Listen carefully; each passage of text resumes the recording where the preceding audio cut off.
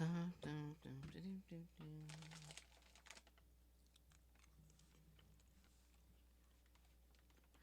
dun.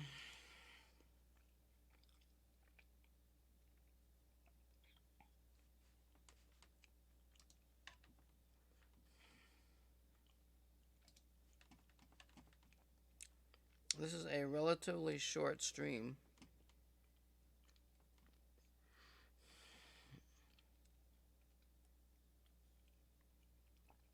Regarding something I've never seen before, and I'm not sure how they did it. But I have a program. Actually,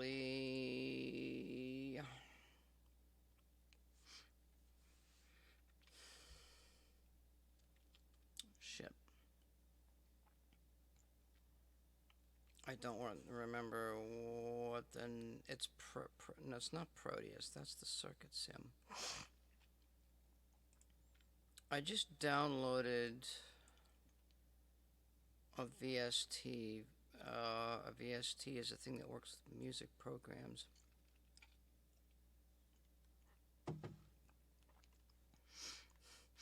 In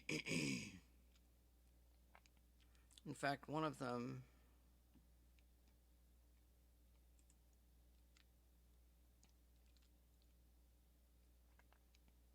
Did I even start that program?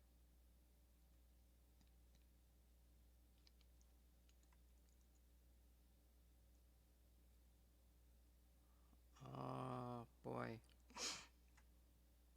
I don't remember what it is, but it's a visualization program, and it will take pictures. Wait. I wonder if it's on my music desktop. Shit.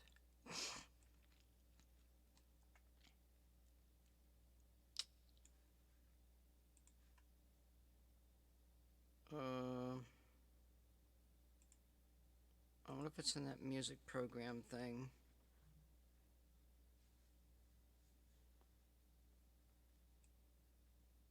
Because I could have sworn I put it in there, but I don't remember the name of it. Polyverse? No. Sound art? I wonder if it'll run on this computer. It does, actually. It will take a picture and create a sound out of it. Well, that's interesting. So what if we take a picture of that? Okay, so I got that program loaded. This will be interesting. We're going to reverse engineer a picture that was created from a game, and this game is called Elite Dangerous. Now have a listen. There's been a sound detected in some of the scans from the data links inside the structure. Now I recorded those scans when I got to a space station in the Maya system, away from all the noise and hustle and bustle. And I then ran them through a spectrum analyzer, which then produced what can only be described as a bit of a Thargoid map, hidden in the clicks, whirs and buzzes that was the message. So I'm going to play the message for you now, so I'm going to be quiet. It's on about 2 or 3 times, and then we'll have a look at how I did it.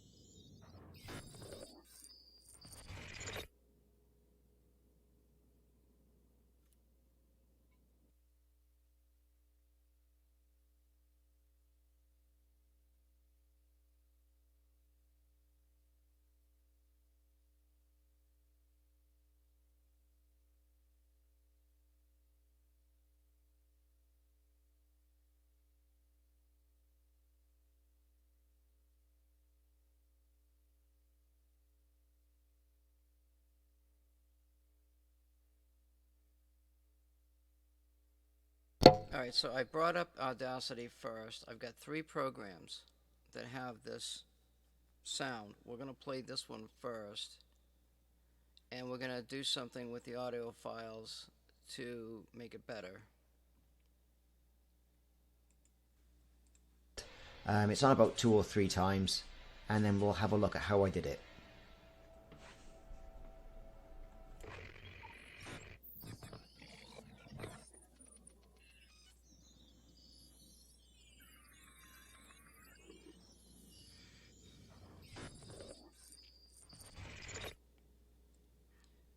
So you can see, looking at this waveform, So there you go. you've got loud stuff and you've got quiet stuff. So what we're going to do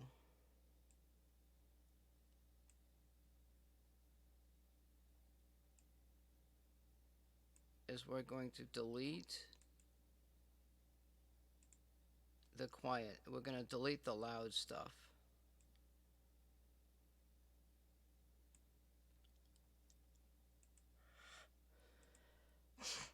And we're going to save this.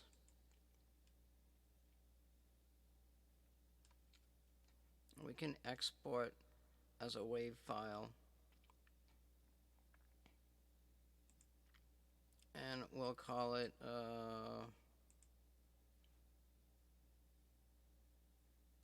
let's see, I've got to go to my,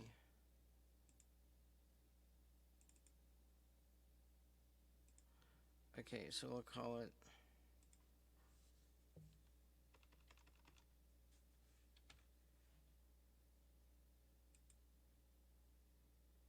no, we must as well just leave it at 16 bits. Now, that's the master track. Now we're going to go ahead and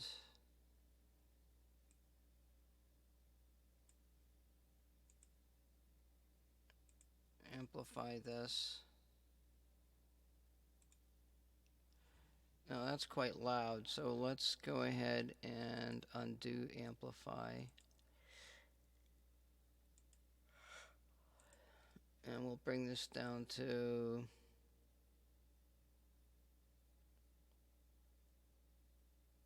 19 dB of amplification. And let's listen to it.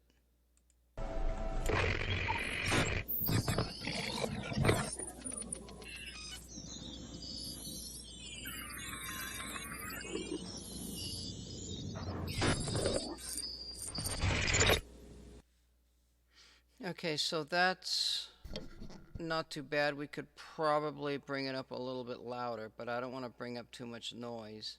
So let's go ahead and what we're going to do, wait, let me play it again.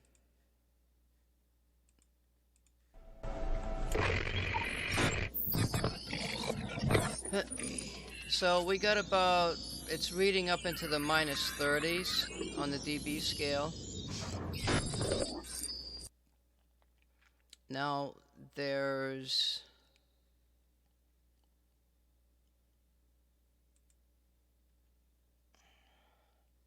let's just plot spectrum, but there should be, I wonder if there's,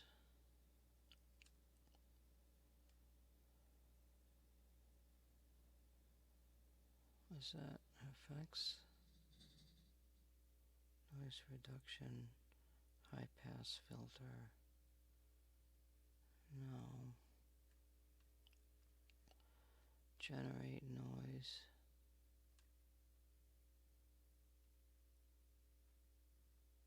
plot spectrum, tools, macros, screenshot.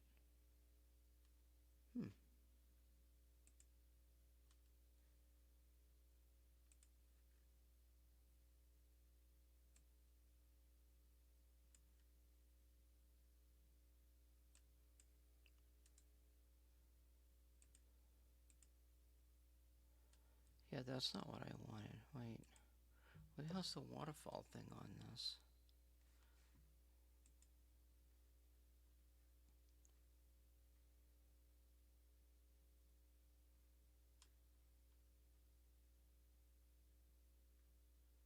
Select all, spectral, toggle spectral selection, view.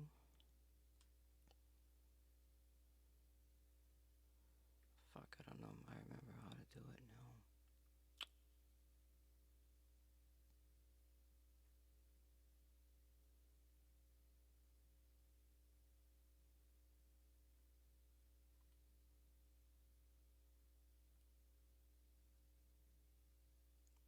Huh.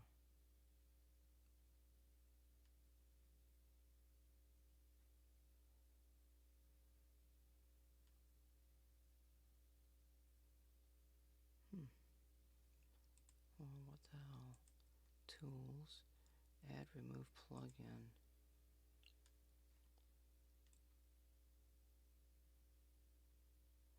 Well, this isn't that.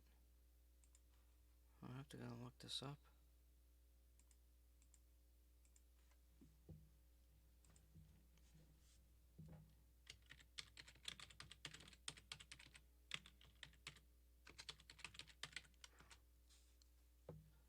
Spectrogram view, Audacity.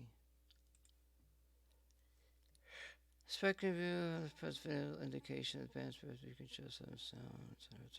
Spectral selections made in spectrogram view. To select spectrogram, you click on the track name or the black triangle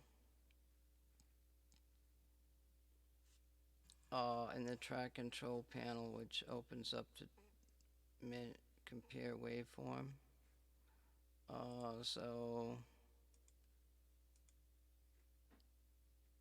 shit. Spectrogram. There it is, right there. No.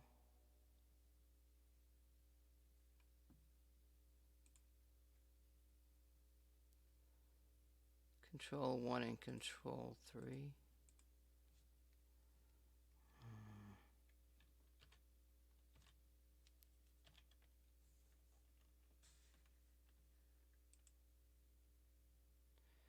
So when this audio is playing, there is stuff in here.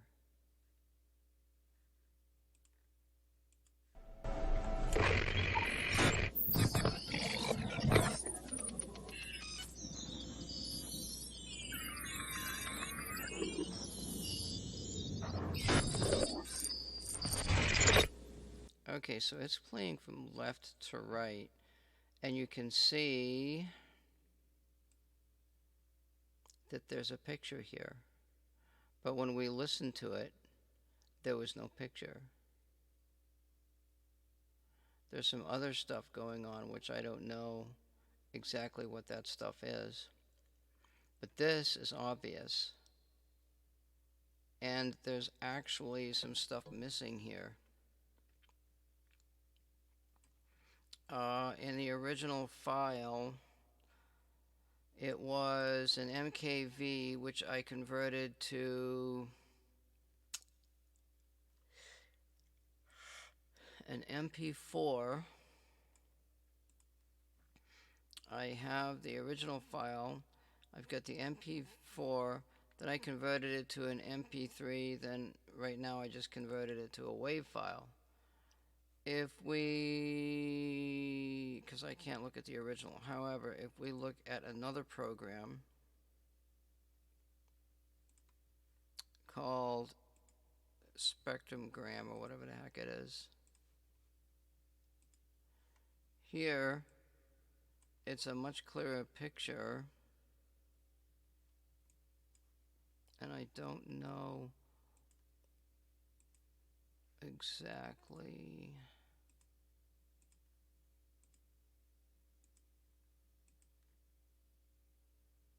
There's really not a lot you can do. You can't zoom in on it or nothing. But you can see there's more of a picture here. This is going up into the 16, 18 kilohertz range. And there's a lot more data here in this when it analyzed the file.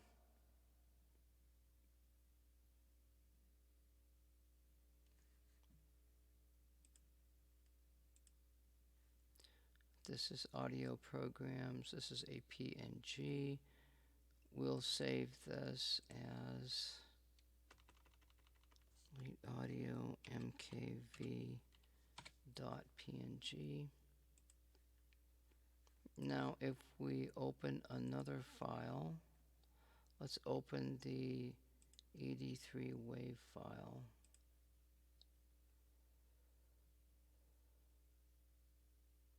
It looks a little better. There's some pictures over here on the left. They're not quite as clear. But there's some cool shit going on in here. And these pictures, I mean, this is just freaking crazy.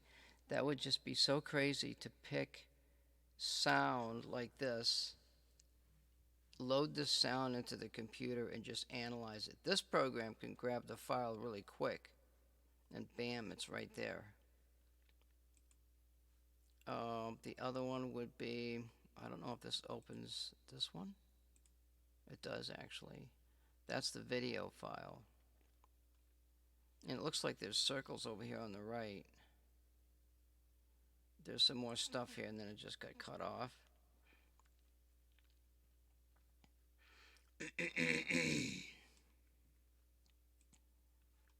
If we open the MP4, open the MP3, and so on and so forth. But for some reason, when I use Audacity,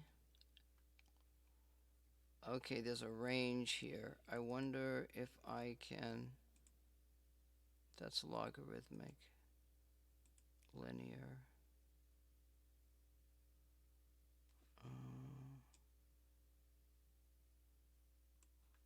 Let me see here. See, the egg is missing at the top. And I'm just wondering if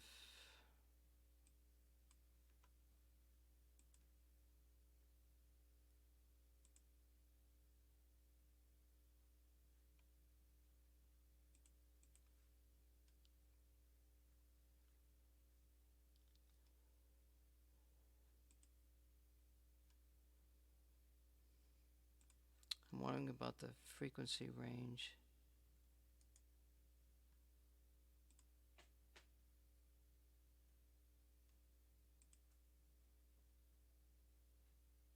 Let's go to 20K.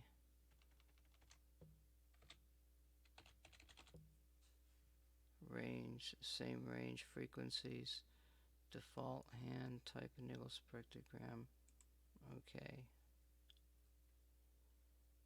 So there's more of the picture. Now it looks like everything above 15K got deleted here for whatever reason, or it didn't get recorded, or because it was an MP3 and not a WAV file. Once you take data from a file, that's it. That's what it is. And I don't think this will open. Let's see.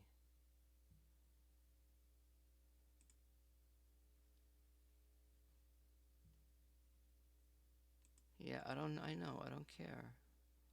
Audio programs, Audacity. That's fine.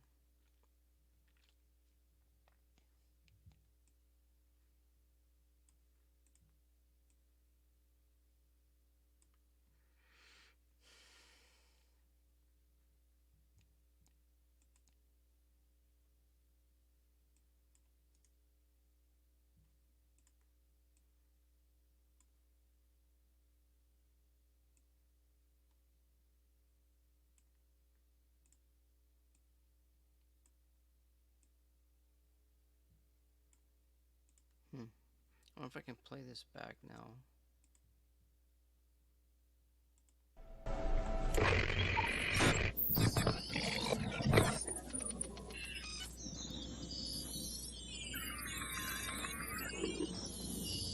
Those are very high frequencies.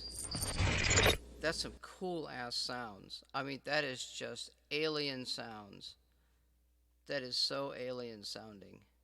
And how they managed to do that, you know?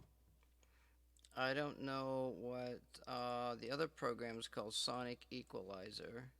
So how did I get that spectrogram? So what did I do? I just clicked on that and it gave me a spectrogram. Alright, the other program is called Sonic Visualizer, which is also free. And no, this one I've never used before. Let's play it.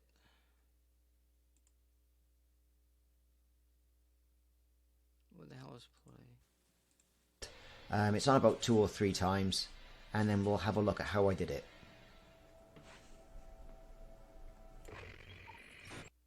Alright, so can I...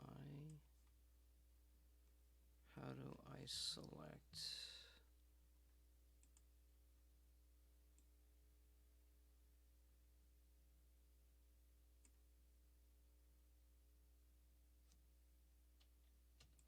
Let's see, I don't know how to select shit in this mode. Fuck.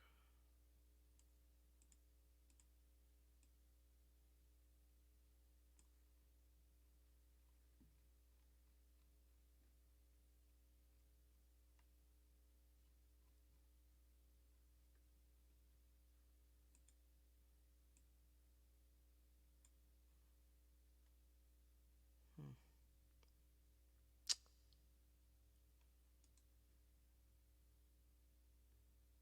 Let's just go in, let's just add spectrogram. Let's actually wait. Let's do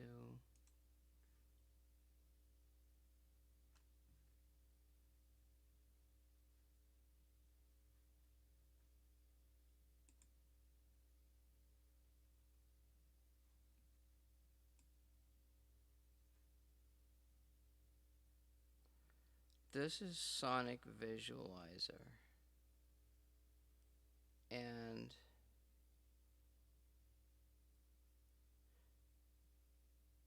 there's some bands almost like, and the bands are at 11 kilohertz, 13. You know, there's certain centralized frequencies with some data writing on top of it. Like, what did these people do when they created this? They just went crazy. This is just crazy. Isn't that amazing? Oh, this program you can make things wider.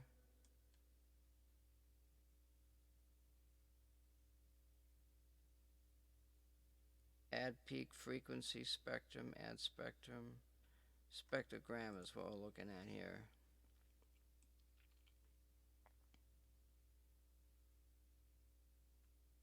And there's some other pictures in there.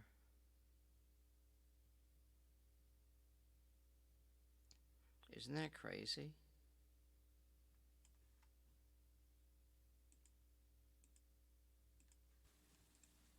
It's on about 2 or 3 times, and then we'll have a look at how I did it.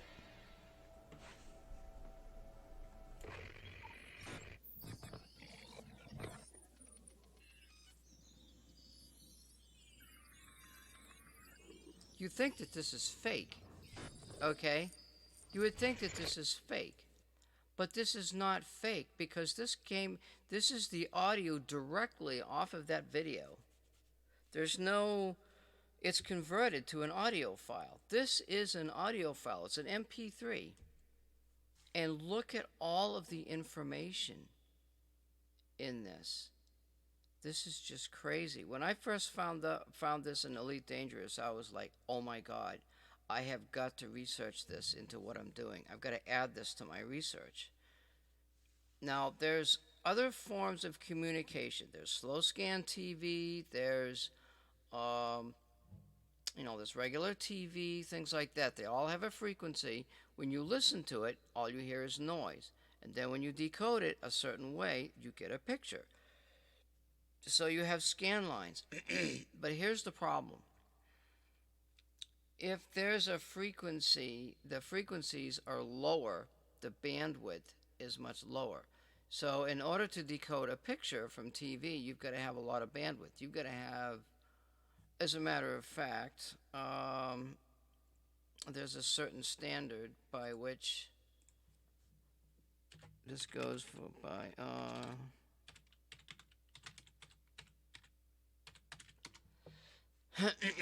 so TV frequencies are assigned 54 to 806 megahertz. Um, each channel occupies 6 megahertz in bandwidth to get a picture. We're talking one scan of audio passing time, and the bandwidth is only 15 kilohertz. And look at the massive amounts of information in 15 kilohertz. This is just crazy. Now, like slow scan TV, if we were to go to, let's just go to YouTube really quick. We could pop onto my thing here. Let's go to YouTube. The tube. That's me. That's yours truly. And we're gonna look up SSTV. Well, that's not gonna work out very well.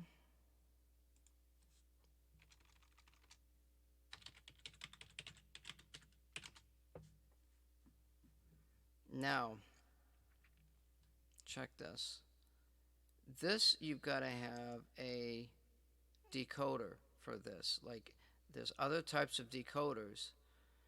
And the decoder that's used in this case is a spectrogram.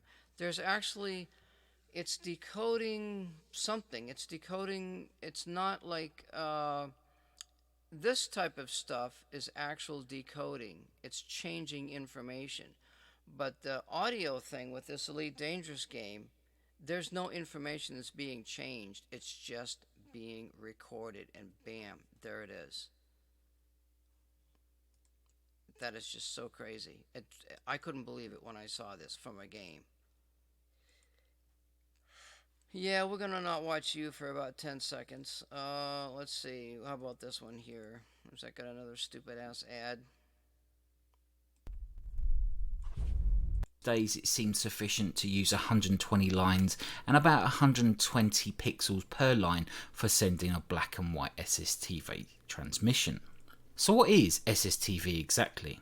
Well, we've heard of what a television is, which transmits moving images at a frame rate between 25 and 30 frames per second. Well, SSTV transmits one single frame. And the image transmission can be anything from around 8 seconds up to a couple of minutes, depending which mode is used. Normal TV uses around 6 MHz of bandwidth, while SSTV only uses 3 kHz. Oh, wow. Now, the first live tests of SSTV were actually performed on the 11 metre handband, which was then later given to the CB service. An interesting fact is that SSTV was actually used to transmit images of the far side of the moon from Luna 3, which we all know to be the Soviet spacecraft. Now, it wasn't until around 1968 when the FCC legalised the use of SSTV for advanced level amateur radio operators. So when you're scanning around the bands, what does SSTV actually sound like? Well, SSTV signal is made up of audio tones between 1200 and 2300 Hz. You'll be able to hear what it sounds like a bit later on in the video when we go ahead and decode some live SSTV. Now, to receive and transmit SSTV originally required specialist equipment consisting of a scanner or camera and a modem to create and receive the audio tones which make up the SSTV image. The modems would then be connected to a transceiver. Nowadays, SSTV can be transmitted and received just by hooking up your computer's sound card to your transceiver and then using a piece of software. Now, the most common software which is used is called MMSSTV, which is a free download software package for Windows created by JE3HHT, that's his call sign, Makoto Mori. Now, I find SSTV to be really interesting. I think it's a really great digital mode, and primarily you'll be able to receive SSTV on the HF bands on specific parts of each band. You can go ahead and have a look at your HF ham bands to see where SSTV is placed in that spectrum for each. Okay, let me just go ahead and I don't know why. Oh, it's been 30 years, dude. 30 years? I thought that thing was moving. No, I'm restarting. I'm doing a quick stream regarding decoding of audio signals, and there's a bunch of stuff regarding audio tones, which I didn't know Slow Scan TV used. Um, and they're jumping me to a program called MMSTV, which I can download later. But there's a program. There's a thing. It's called Spiricom, and it was used 70 years ago to talk to Edison, Einstein, and those technicians in a different dimension type of thing. Since we still talked all that day long. 30 years?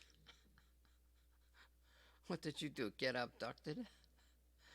Yeah, you trying to freak me out there, eh? Okay, where's my video here? So, there's using tones in slow scan TV to create pictures. And I didn't know that. So they're using a decoder, a visual decoder, to use tones to make these pictures. And the Spiricom device uses tones, it uses audio tones in order to give energy to the noise so that these entities can use that energy and talk back and forth. Like they'll you're transmitting the tones on a frequency and then you're listening to it on a receiver, and then theoretically these beings can pick up on that energy and communicate. It's like, how would they know that information is there? But this is interesting with this SSTV. Band. Now, as the propagation conditions haven't been really good over the past few months, it's taken me a while to actually capture some live SSTV decoding so that I can show you in a video. Now, one of the other cool things that's worth noting is that the International Space Station has been transmitting SSTV images on 145.800 MHz over the past few months. This means that when the ISS passes over your shack, your location, wherever you've got your radio receiver, you should be able to receive and decode an SSTV image live from the International Space Station. So let's take a look at a couple of SST transmissions that I received over the past weekend, and I decoded using the MMSSTV software on the 20 meter band. In these examples, you're also going to be able to hear the audio, which is and over the whole. Well, I didn't know. I've never used SSTV because they had older equipment. I never connected it up with my radio equipment.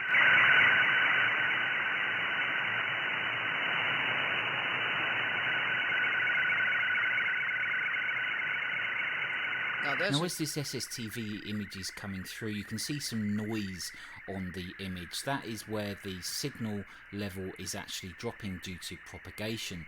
Now, obviously, if the signal was really, really strong, we'll get a really nice clear image. But because of propagation, the level of the signal was dropping quite low, and you can tell that from the spectrum that your phone's on. Just be careful, because it is kind of a bit of an audio howl. It's not the nicest thing to listen to, but you'll see what I mean in a moment.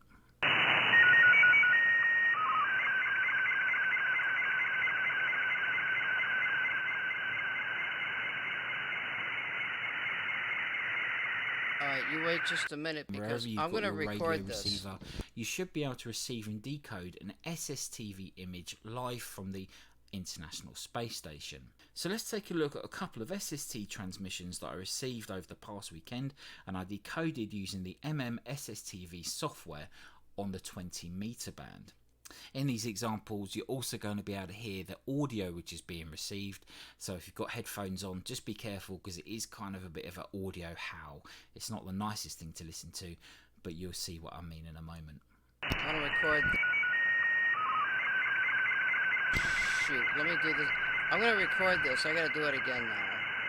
Kind of a bit of an audio howl. It's not the nicest thing to listen to, but you'll see what I mean in a moment.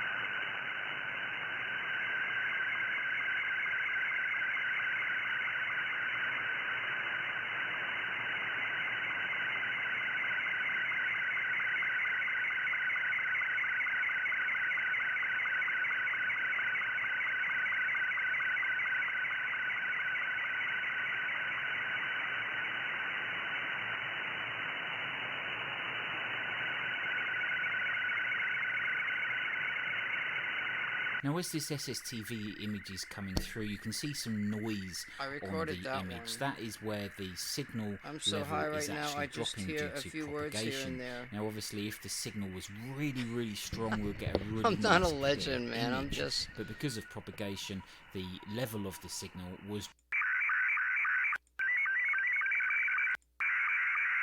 lower as well. Alright, here's another one. Let's record this one. I want to play this through the spectrogram, see what it looks like. And then I'm thinking, because it looks like this is... Like, this only uses a bandwidth of 3 kilohertz, which is crazy. Because the audio stuff is going from 0 to, like, 15 kilohertz, which is quite wide. And, but yeah, there's different kinds of... These are actually using coding. There's Robot 36, Robot 72, Scotty 1, Scotty 2. These are all different decoding software. It's not regular audio, so that's not going to give me a picture, I guess.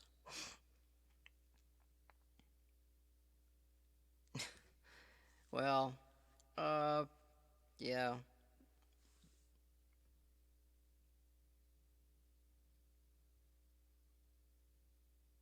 No, I don't typically. I try not to have the bad language in the chat. I'm kind of that way, I guess. But anyway, that's Slow Scan TV. And then we went over the picture. So what I want to do is I want to play these other videos on YouTube that I've got here that talks about frequencies and the audio tones that are supposedly unique to human voice. Evil language. Oh man, I played some games. I played some video games. I had so much cussing and I had to delete my streams. It was so bad. It was terrible. Yeah, let's go ahead and we'll watch these videos and try to glean some information here. So now we're searching for the magic frequency. And we start with 100 hertz, and we look through the microscope to see if anything's happening. We watch for 5 minutes. Nothing happens. We try hundreds and hundreds of frequencies, if not thousands, until we find the magic combination. I've seen this video before. Because we believed there just had to be a better way. There had to be a better way. And we think we may have there's found good and bad out there, no doubt. I have here two identical tuning forks, both tuned to the note A, the note an orchestra tunes The to. bad is just not so good. These forks you are know? both made to vibrate 440 times per second. We say their frequency is 440 hertz. If I tap this fork putting little pulses of energy into it. The second fork will also vibrate in sympathy. Yeah, that's and just if I called vibration resonance. in the bridge. Dr. James, it's what we musicians. Okay, they're talking about resonance there and stuff. Let's press on here. Magnetic universe that we live in. It's the magneto-electric universe that we live in. And just twisting, It's not magnetoelectric, it's electromagnetic. it's a very different perception while we grow up about the world that we live in and the universe and this reality of us. If we don't think of it as the electromagnetic but the magneto-electric. Huge consciousness shift. Oh, for heaven's sake. Well, I mean, no. Evil, the difference between good and evil, well, maybe it's all relative, you know? In growing up with that kind of thinking. Everything has its own specific frequency, as we mentioned before. Prime resonance frequency. Everything vibrates at its own frequency. That's how we can manipulate things with frequency and sound and resonance. All comes to the same thing when you start breaking it down. Sound and resonance are also the common links of all creation. In Christianity, we have the Word, we have the in Hinduism, the Egyptians that sang the universe into creation, and my favorite, the Aboriginals that believe the world was sung into creation with 3 sacred songs, or brought into creation with 3 sacred songs, which is the equivalent to the Holy Trinity. And we start seeing the whole important structure of music and resonance and chord structures, harmonic resonance in music. We get the 6 days of creation very obviously become visible in sacred geometry, and the 6 aspects of show us cymatic patterns, and the 6 aspects of the all-seeing eye of Horus. So, cymatic patterns are patterns that are created when you vibrate a steel plate. You put a bunch of fillings, metal fillings, or dust on top of this plate, and you can get the plate, depending on its resonant frequency, to vibrate, and it will show a display of the circles on that'll show different patterns at different frequencies, that kind of thing. That's all that is. Shows 6 very obvious resonating ratios that. This is what happens when Well, this is what happens when we play YouTube videos too long. An advertisement comes in and sends us to space. Sound, resonance, and frequency, and it's encoded in all the things that they did. Sound is the source of all creation. Well, we know a that. lot of time and effort to destroy our with sound and resonance and frequency. Spectacular Didn't you say that already once? achievement in curing device with which he cured his father. Okay, this right here. This is an example of scalar technology, and these coils that are wrapped in this circle develop what's called an electrostatic field, and the electrostatic field in perpendicular directions puts out scalar energy, and scalar energy is not talked about. Listen carefully. He cured his father of quadriplegia. You don't cure people of quadriplegia, right? His father was admitted with quadriplegia into the hospital in the USA. 6 weeks later, he walked out on crutches. The way he treated him is every day he walked in there with a little small handheld portable multiple wave oscillator from George Lakowski and treated him for about 45 minutes up and down his spine, after which he exposed him to color light therapy for another hour. He did this for 4 weeks, 6 weeks. His father walked out on crutches. I saw the hospital report. It says, Mr. So-and-so exhibited a remarkable recovery. That's it. But the new cell is shattered into. Because it's not good for business. Yeah, they're... Remember, the moment we stop. Okay, well, we'll just press on here. Frequencies can heal. Must mimic a universal process and continuously unfold throughout the universe. They are 2 hertz differences, and they're not conducting or resonating with each other. Nikola Tesla once said, if you want to find the secrets of the universe, think in terms of energy, frequency, and vibration. In this video, we will talk about what is the change from unregulated chaos into symmetry. This is The cymatic. universe is formed by That was light in the cymatic, form of photon resonance right variations, there. with the absorption and emission of photon energy. Even without adding sound vibrations, the vibrations are always present in the form of photon oscillations, with a future unfolding with each new photon-electron coupling. It's because the universe is never at absolute zero. Vibration in the second fork. It only works because both forks are tuned to the exact same frequency. After practicing until they got efficient at the procedure, Holland began working with a team of cancer research in Arabia. I'm looking for some specific information. I'm just gleaning over these little websites here. 20 feet high, stand atop their pedestals, separated by a perfectly smooth crack. It looks like it's been cut in half by a laser beam. One geologist says that that could the have been split done could have with been caused by ultrasonics. freeze-thaw weathering, but others say the split is too precise and smooth to have natural causes. It's speculated that the formation is evidence of early high technology. A Swedish Dr. Jarl studied 8 drums had a cross-section of 1 meter and a length of 1.5 meters. all the drums were open at one end, while the other had a metal bottom on which the monks beat with big leather clubs.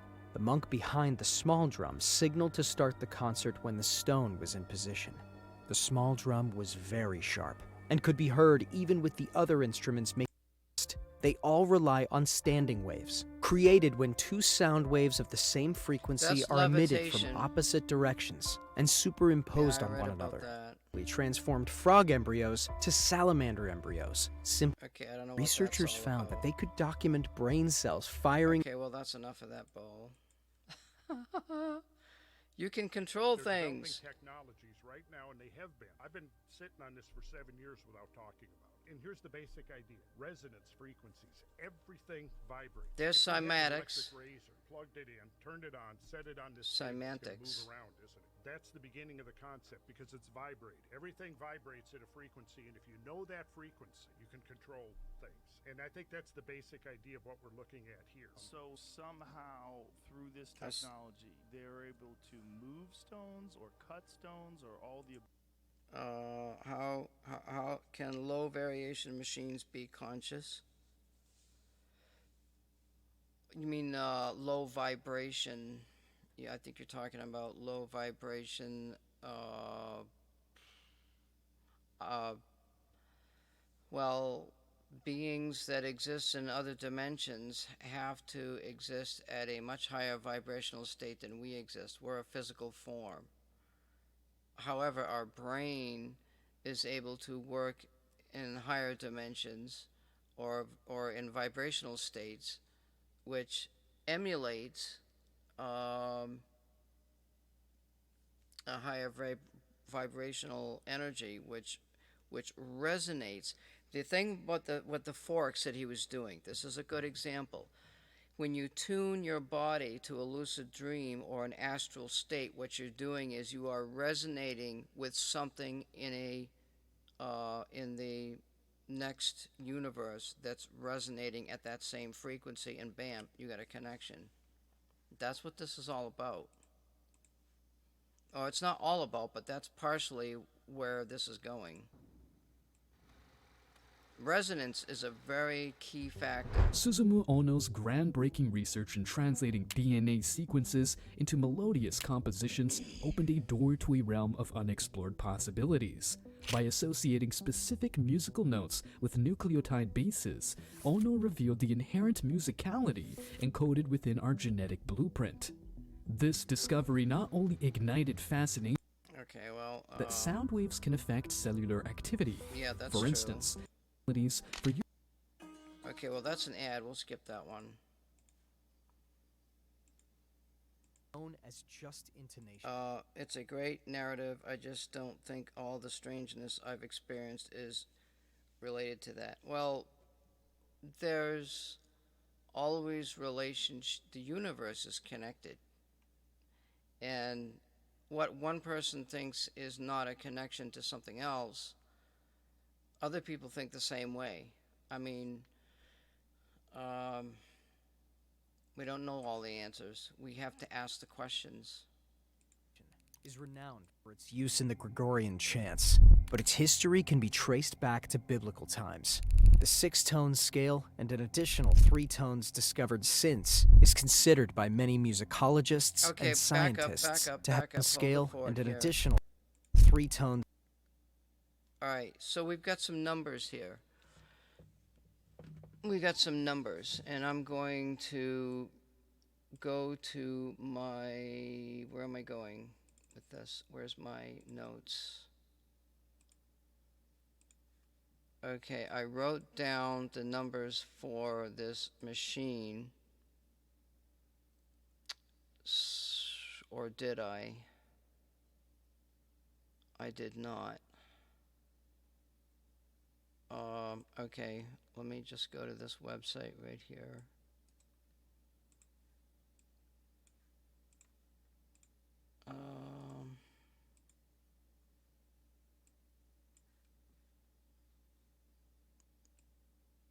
Now, these frequencies right here are used to enter into a transmitter, and they're sent on this particular radio frequency that's used by entities from other dimensions in order to use that energy and communicate back.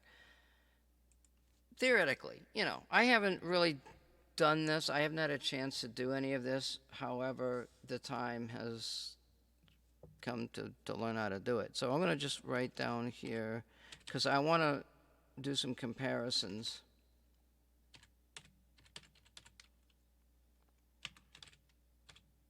And the other one was solfeggio or something like that. Frequencies. So we've got, and these frequencies are like tones. Do it. The force of consciousness is the foundation. When I collect information, the information that I try to focus as much as I can to collect only the information that I need, and it's not out of context. This is like a device that was built years ago, and they use these specific tones. I'm just going to write them down here, and they're in hertz. So we got 131, 141, 151, 241, 272, 282, 292. These sound like these look like harmonics. 302, and they said something about harmonics being in there. These are the frequencies of the most used frequencies of the human voice when we articulate, when we talk. We talk in different frequencies, and we could analyze that. I could just talk and say, okay, these are my frequencies. And so I'm going to set up a generator that varies these frequencies, and you can control them to get the strongest signal from the entity that's talking on the other side. That's crazy, man. They never had this technology back then. Or maybe they did. The guy did have dials and stuff on there, but that was never explained.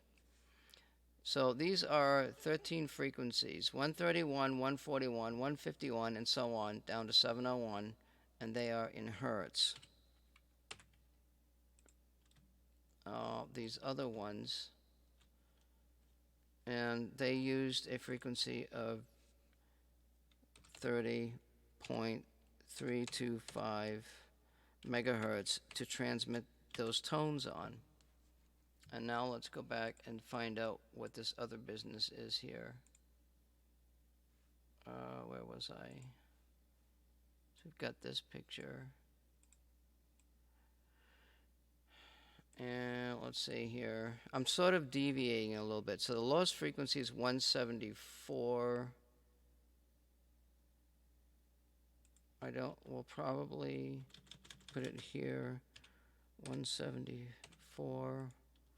And then we've got 285. 285. We don't generally use really high frequencies to communicate with. Like my voice is low. It's more bassy. You know, it doesn't have high frequency. It's got low frequency. What's this? 396. And I'm just putting this down for a reference.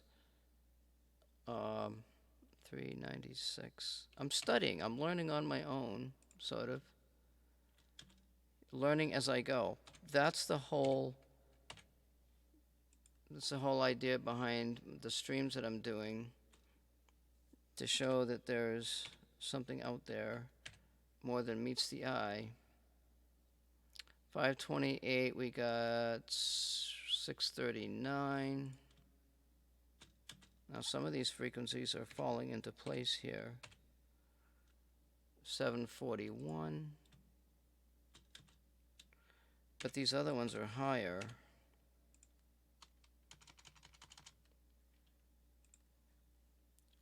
852. I've experienced all the really strange things, and I know 0 or more of them is related to the phenomena or something close to that source. You think that whatever you've experienced is not related to where that information is coming from?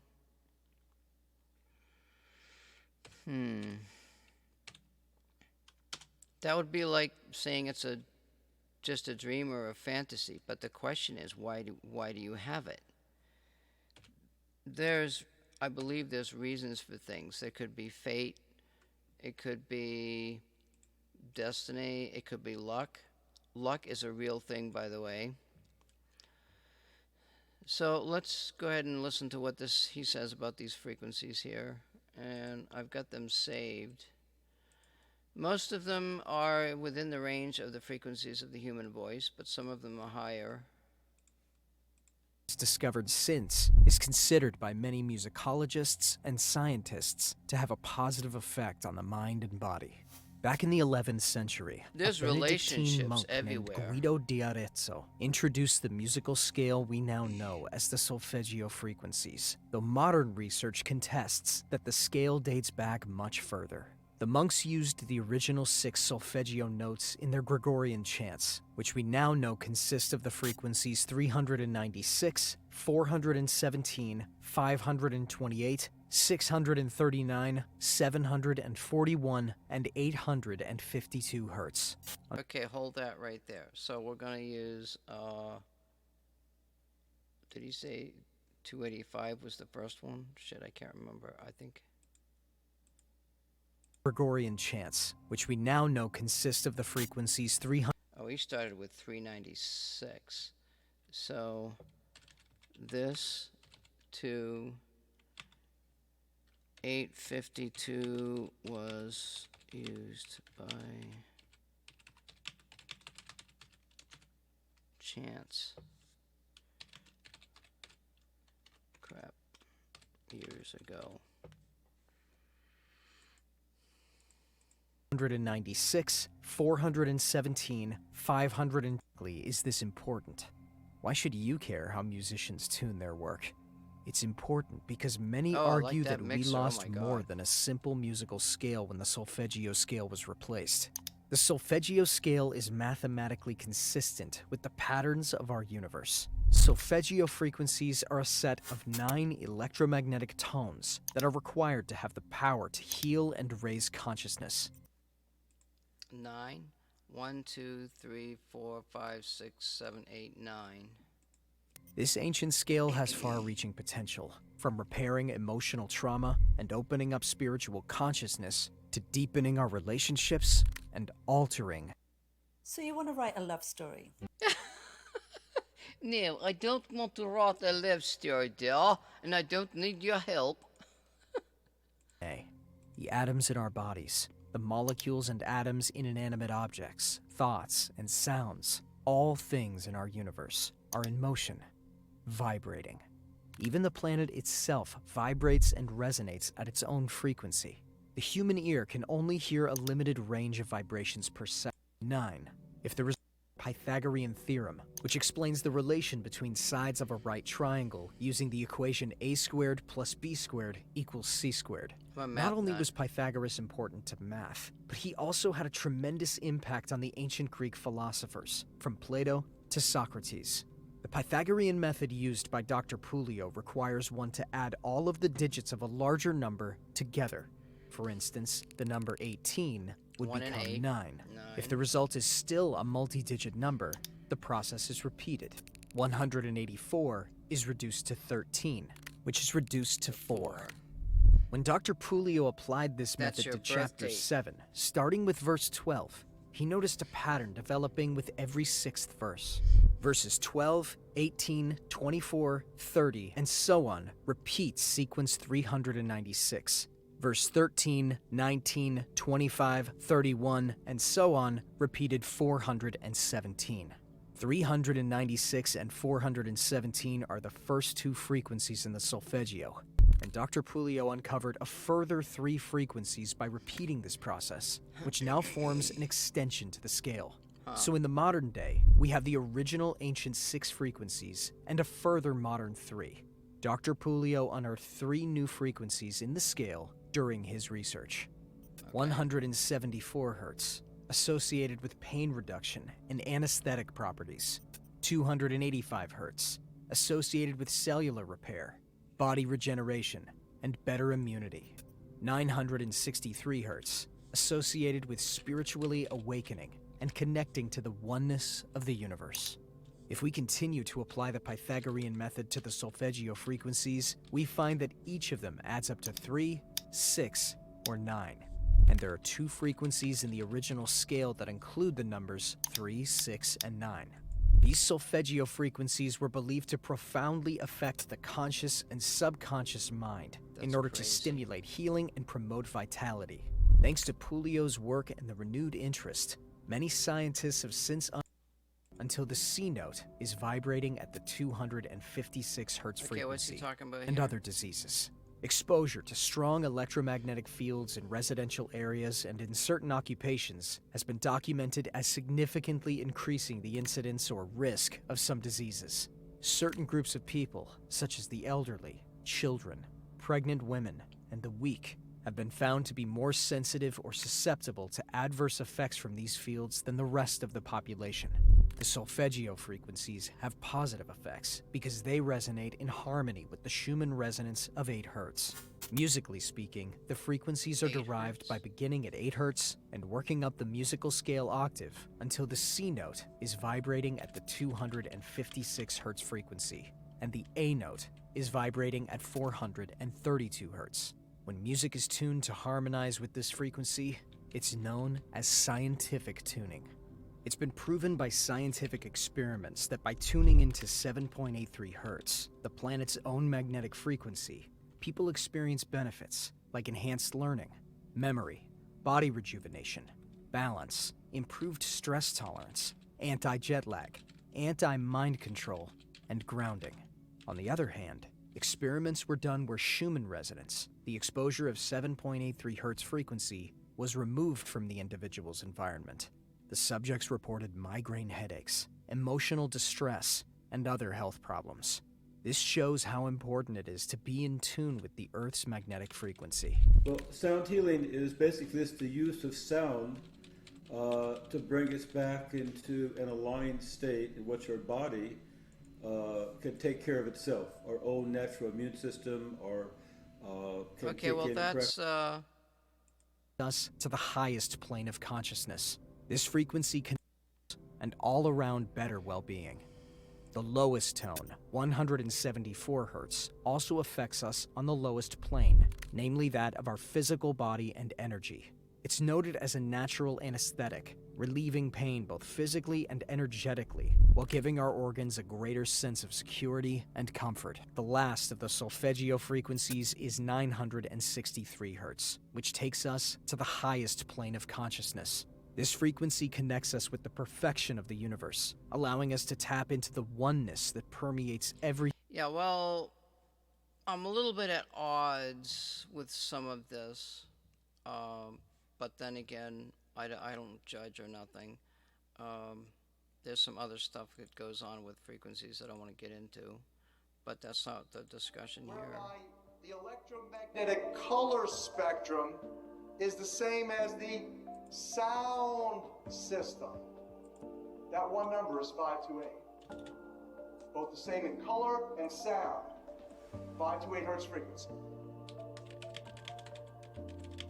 A miraculous key that opened doors that no man can close and closed doors that no man can open. 528. It will change your life in the most beneficial way. And now we have substantive evidence, massive amounts of evidence that is what 528 is. Ultimately, what has happened with this planet is that we are in dissonance to another note, another frequency. It turned out that when we discovered the original musical scale, there was not just 6, but a total of 9 core creative frequencies to the universe. That is, everything in the universe is made from 9 notes, only 9. And that the first 6 are the solfeggio, and then there's 3 additional ones that form a perfect circle of sound. And that perfect circle of sound looks something like this.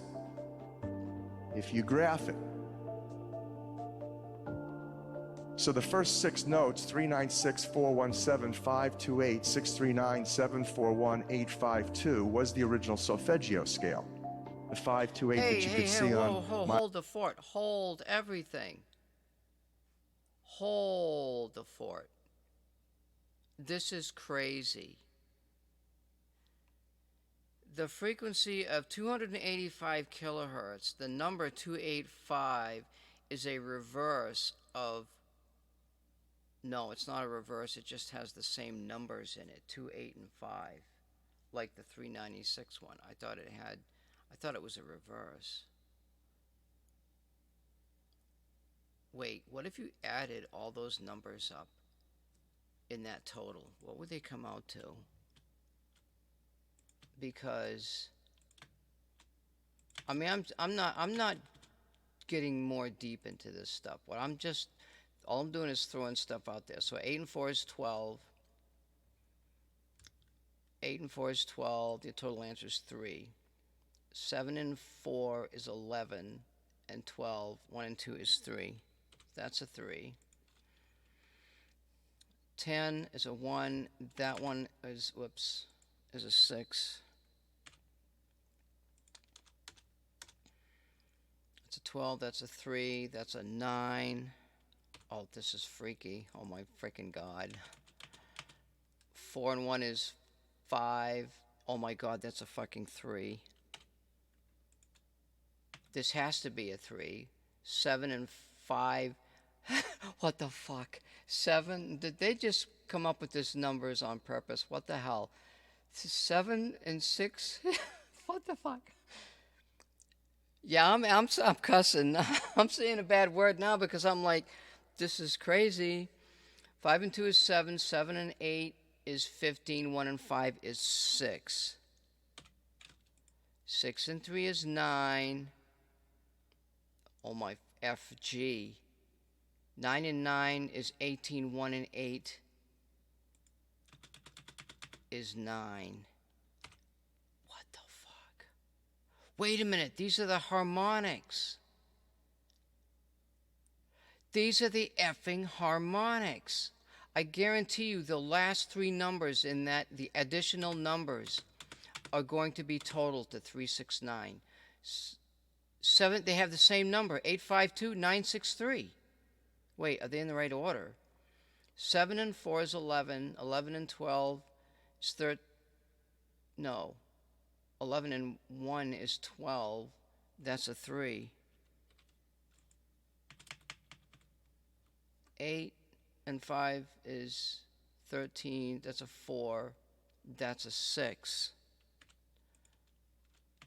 No matter which way you go with those numbers. What if I did it the other way? 9 and 6 is 15. That's 6. 6 and 3 is 9. What if I did 3 and 9 is 9, 10, 11, 12? That's a 3, and 6 is 9. Those three groups add together to 3, 6, 9, 3, 6, 9, 3, 6, 9. What WTF? That means there are other frequencies in this list, and they only have to add up to 369. Well, as a matter of fact, 417528. Oh, I know why. Because there's only 3 numbers in that group. If you go higher, well, it would have to be a harmonic of 369. That's crazy. Left in green is the color. This is what happens when you exit the This is what happens when you watch too much YouTube. Something happened to his brain. He's out in left field already. Miracle note from the original solfeggio note, from the original solfeggio scale.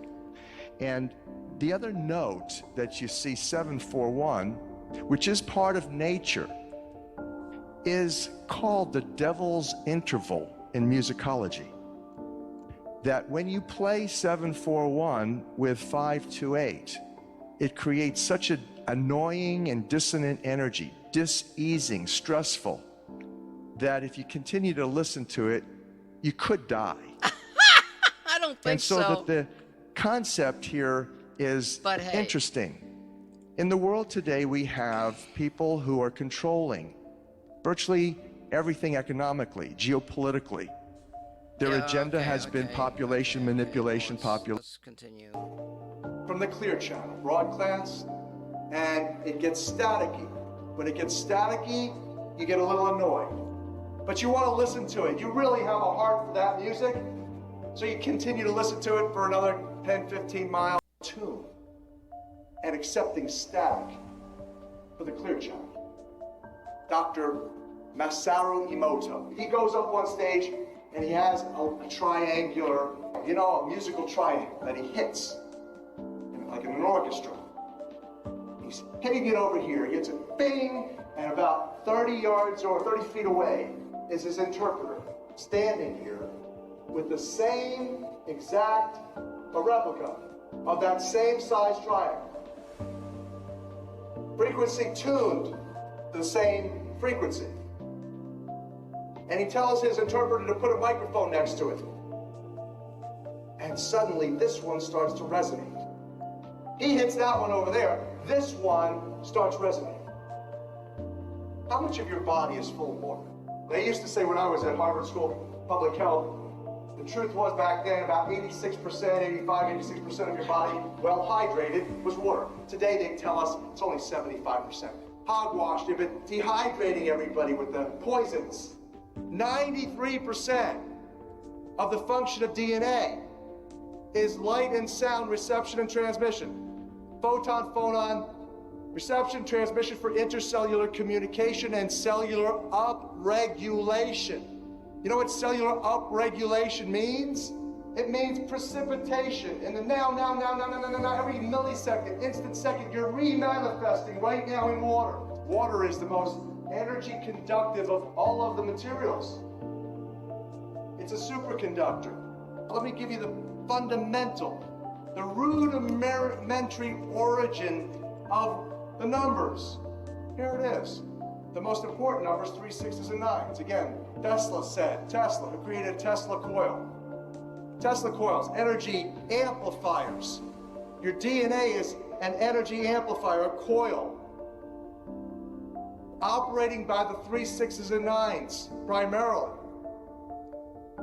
For those of you who don't know what I'm talking about, you've probably looked at engines or motors, magnets that have been wound with copper wire. When you do that, when you wind the copper, coil the copper around the magnet, it enhances the energy dramatically. Yeah. That's what your DNA is.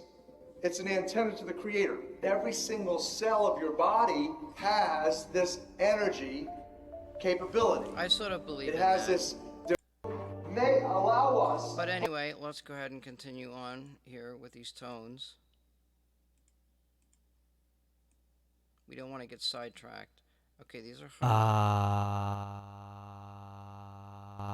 so this is a dude just making sounds. 1 kilohertz, 2 kilohertz, 3 kilohertz, 4 kilohertz. These are in the kilohertz range, I think. Those are the tones. Wait, no. What is that? 400 hertz?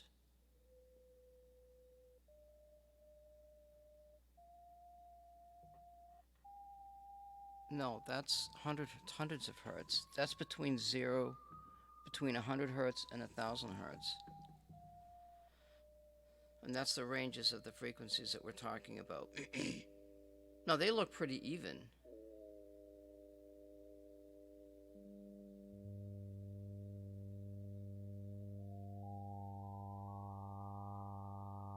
These are not harmonic frequencies. These are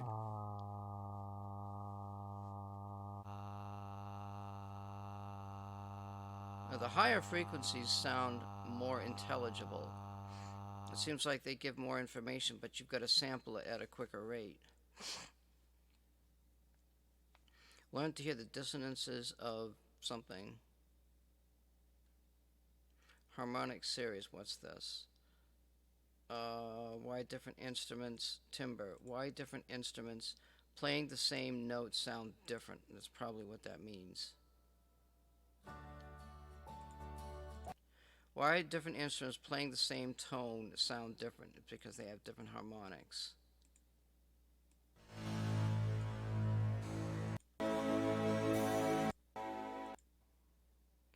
Timbre.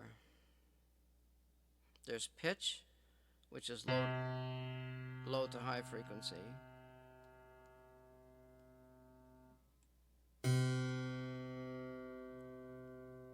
Sounds like triangle wave or something. That's more bass.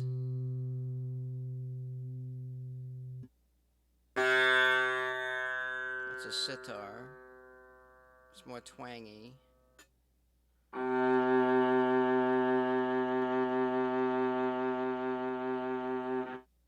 Noise, more noisy. A lot of harmonics.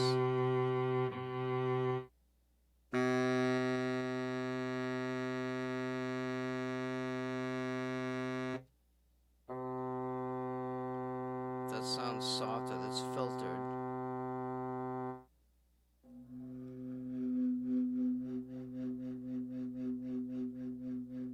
The theory of timbre. What is this? It's sort of in line with... Listen to these two notes. Yeah, okay.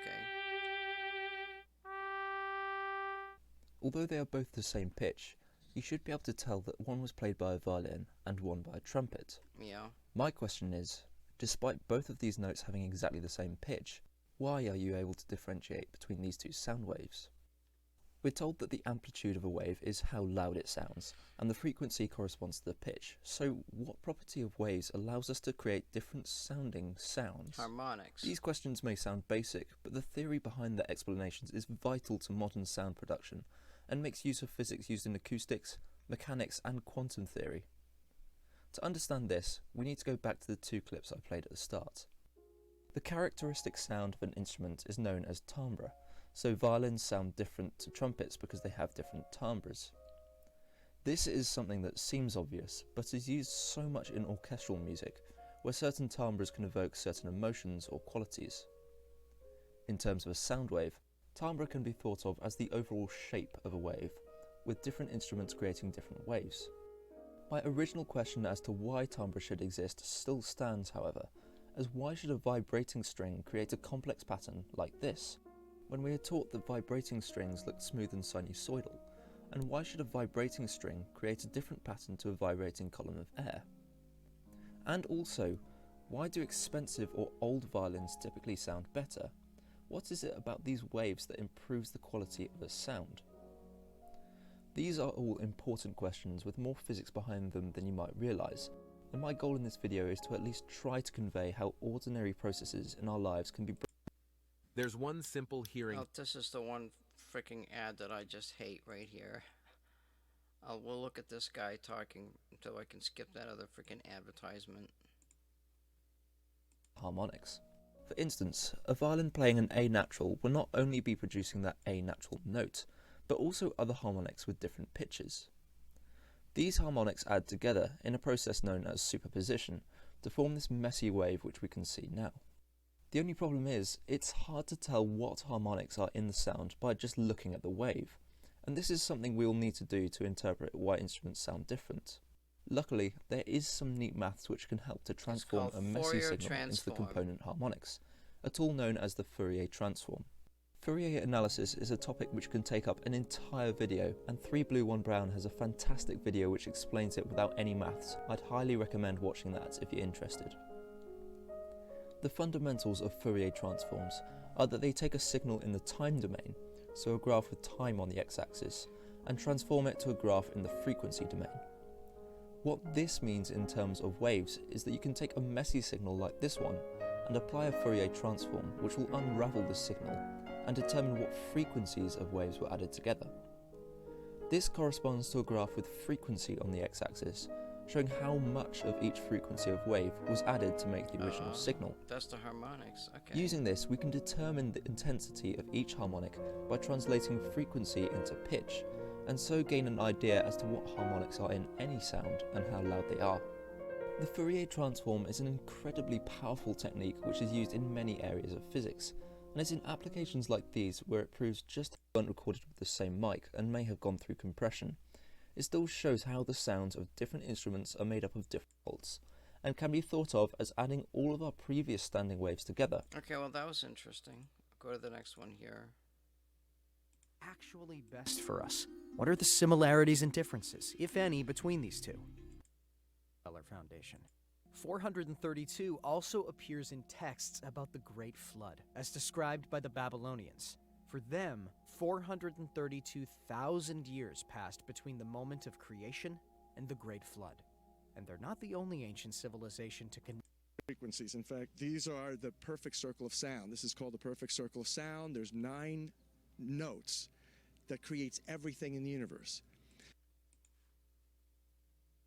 Speech. Confused yet? Well, why don't we start at the beginning, the human voice. It's because of our vocal cords, or rather vocal folds, that we're able to speak to one another. Okay, so if a being exists in another dimension, how are they able to create vocal sounds if they don't have a physical body? They've got to be able to manipulate energy. So we give them that energy and they manipulate it. That's the whole idea behind the stuff that I'm doing. A very simplified explanation of what's going on.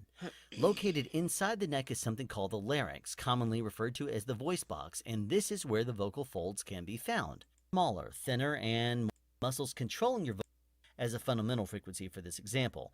If you multiply 100 hertz by a whole number like 2, 3, 4, or 5, you'll get a frequency that fits perfectly within a 100 hertz wavelength that many number of times. A 200 hertz tone will fit perfectly within a 100 hertz wavelength twice, and a 300 hertz tone will fit perfectly 3 times, and so forth. The fundamental frequency, or fundamental, is the lowest and loudest frequency, and anything above it that is an even multiplier is an overtone. Overtones and fundamentals together make up a harmonic series. The fundamental is considered the first harmonic. The second harmonic would be twice the frequency, the third harmonic 3 times, etc. Overtones are naturally produced from fundamental tones, but they don't carry the same amount of energy, so they won't be as loud. Also note, anytime you double or cut in half any frequency, you're going to go up or down 1 octave. To help you visualize, let Google help us out. I'll go to Google and I'll search for an online tone generator. Go ahead and go Fundamental back. frequency. Overtones are naturally produced from fundamental tones, but they don't carry the same amount of energy, so they won't be as loud. Also note, anytime you double... A note frequency chart. A note frequency chart. C, D, E, F, G, A, B, C. Octave. Octave 0, octave 1. The solfeggio frequency starts at 174.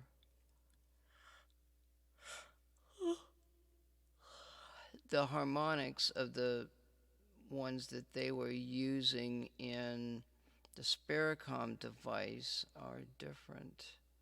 They're closer.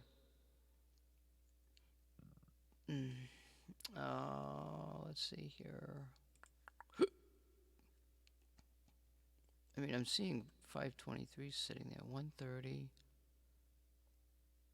Octave 3 is 174. Wait, 130. 138. 146. So these frequencies that they're using are not. Now, there's also different kinds of scales. There's different types of musical scales. And I don't know, there's like, I don't know, half a dozen or more. And those scales are different frequencies within the octave. An octave is a group of 8 notes where it starts over again. 1, 2, 3, 4, 5, 6, 7, 8.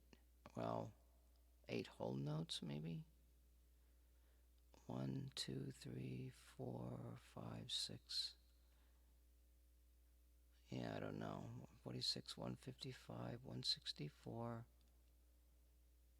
And then it goes up to, this is A, B,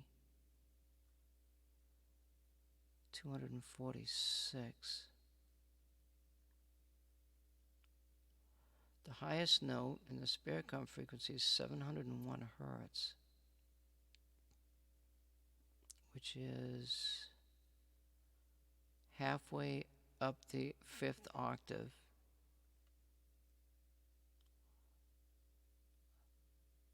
Well, for whatever that means. Or cut in half any frequency, you're going to go up or down 1 octave. To help you visualize, let Google help us out. I'll go to Google and I'll search for an online tone generator. I like the way this Sinowski tone generator is laid out, so we'll use it. It defaults to 440 hertz, which is an A tuning note. Every time I press X2, it doubles the frequency and goes up an octave while remaining an A note. When I press X1/2, it drops an octave and remains an A note. Now let's look at a 100 hertz tone. I've already started up Reaper and have ready my favorite spectrum analyzer called Vox and Go Span. This will show us visually what tones we are hearing. Vox and Go Span is free, and I'll put a link down in the description for you to check it out. When I play a 100 hertz tone, Vox and Go Span shows a 100 hertz tone so strong that it's blasting off my meter. Look at all those little peaks beside it though. Those are natural overtones for 100 hertz, and notice they are 100 hertz apart. If you listen closely and know what you're listening for, you'll hear at least some of the other harmonics. If I adjust the tone being generated, you'll see all of the natural harmonics change at the same time. Humans have many ways of changing the tones produced by their voices, which is why our voices can quickly shift from a low-pitched rumble to a high-pitched wailing at will. To pull it all together, men's voices have a total frequency range up to about 2500 hertz, while women can go all the way up as high as 4000 hertz in some circumstances. Women can extend this frequency range all the way up to 17,000 hertz through harmonics. There are many harmonics present with every tone we speak or sing, which is one reason why recording the human voice can present so many challenges. When you first learned to speak, your brain was trained to take sounds your ears heard and break them into syllables and words. Those words were given meaning and then committed to memory. Depending on your nationality, primary language, accent, genetics, age, gender, and many more characteristics, you could know a word or phrase to be something completely different than someone else who speaks the same language. This is also why you may hear Yanni instead of Laurel or vice versa. When you say a word, your brain recalls the frequency the vocal folds were vibrating at, how your mouth shaped the word, how much breath you forced the word out with, things like that. A big part of the way it sounds, however, is the natural overtones produced by your voice during speech. When buying a microphone, for example, you have many specs to look at, and one of them is a frequency response chart. Going left to right might be designed to pick up the second harmonics in a frequency range flattering a deeper voice, and determine what sounds best for you. Can you EQ a bad mic to sound good? I showed how EQing a dirt cheap microphone produced by throwing together compatible components to make a working microphone was not enough to make it sound as good as a properly engineered microphone 20 times its cost. While it's possible to boost and cut frequencies to make a cheap mic sound more appealing, it's not enough to make a noisy mic quieter, or to correct the distortion that occurs if you get too loud while up on the mic, or to add a smooth, rich tone. How does one go about tweaking EQ for a vocal track? I'll save that answer for another video. Let me just back up here. What did I see? I saw something.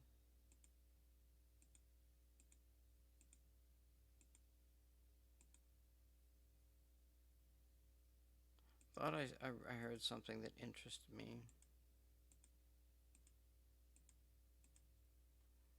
I guess not. Let's see, where is that program? Voxengo span, and there's a tone generator thingy. I don't care about that. Fundamental frequency and harmonics. For more info, speech, human voice, harmonic, electromagnetic spectrum, about the human voice, EQing the voice, and that's it.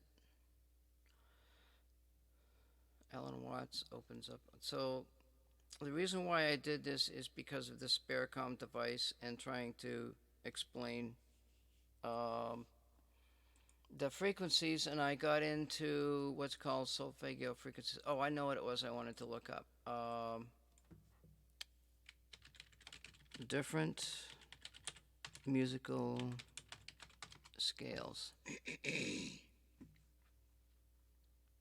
All about musical scales. Musical scales explained in 6 minutes. Musical scales from around the world. How long is that one?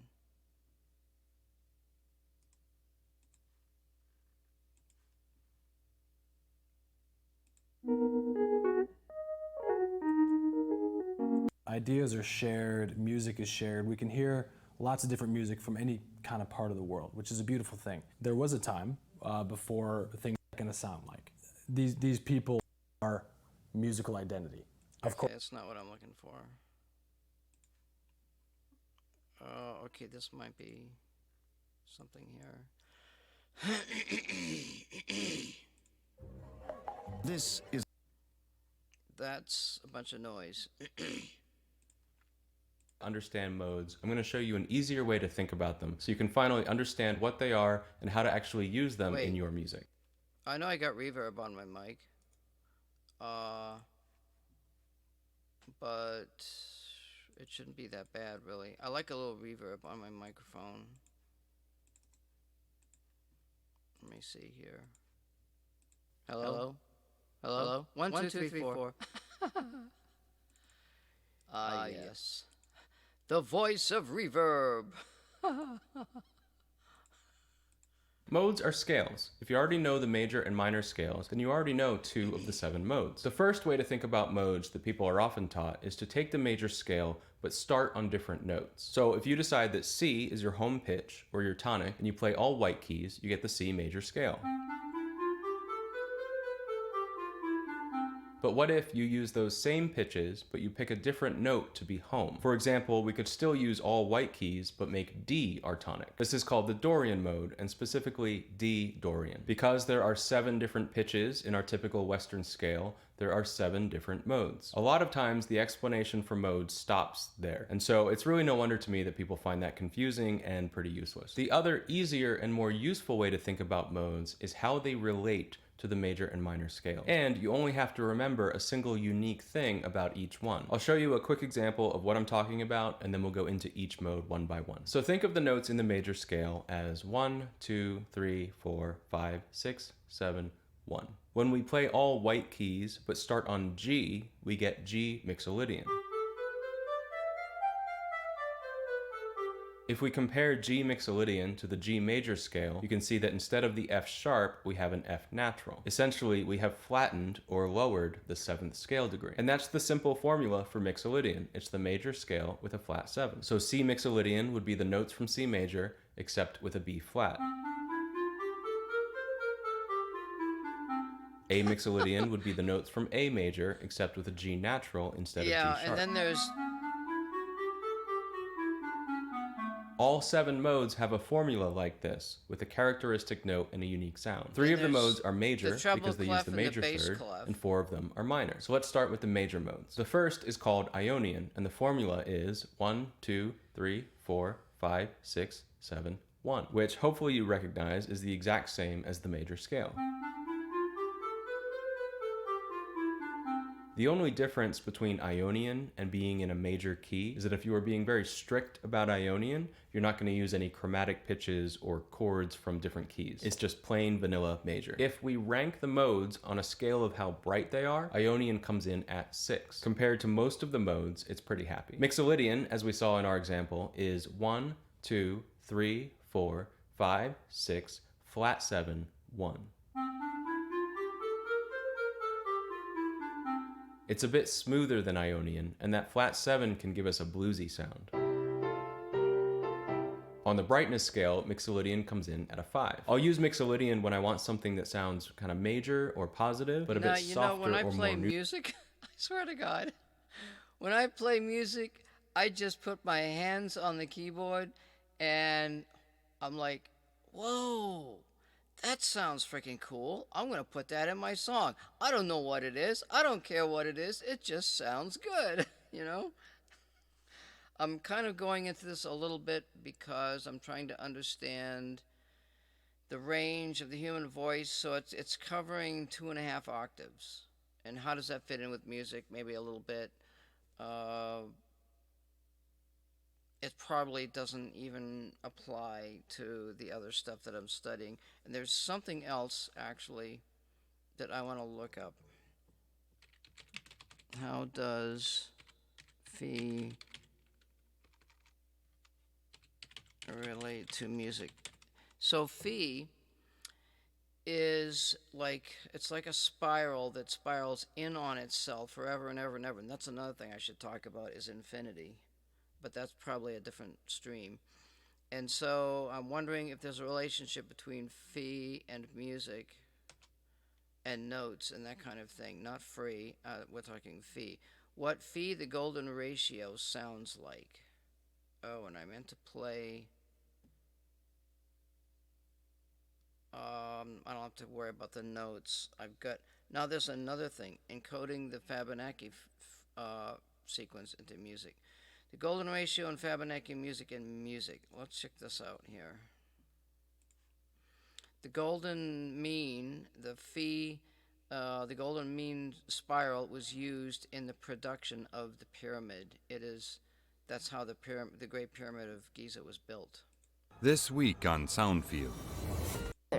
Well, many people believe that this isn't simply a coincidence, but part of a natural order to the universe, something called the golden ratio.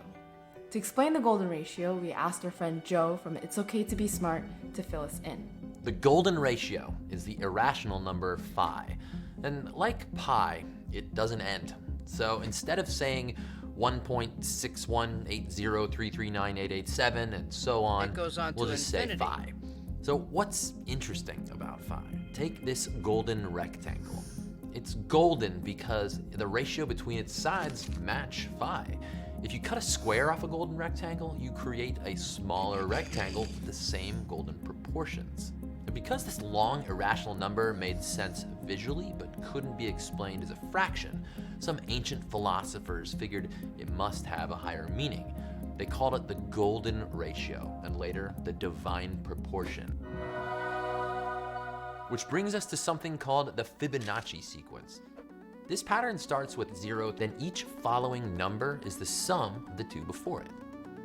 And what does that have to do with the golden ratio? Well, as the sequence goes higher, the ratio between the numbers gets closer and closer to 1.618, or phi. Many believe this sequence could explain growth in nature. Yeah, I like that. I like that beat, but I don't like the ad.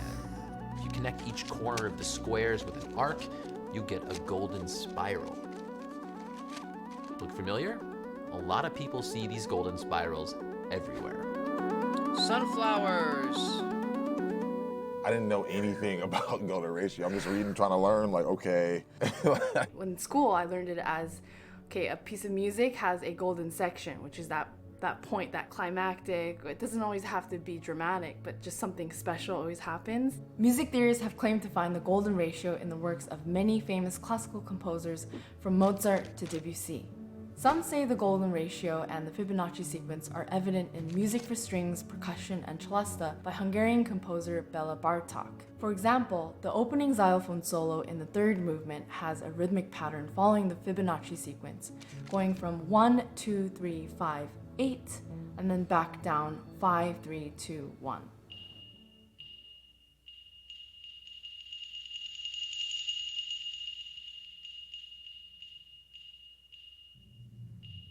So Bartok, I think, was being accused of being really cerebral in his music.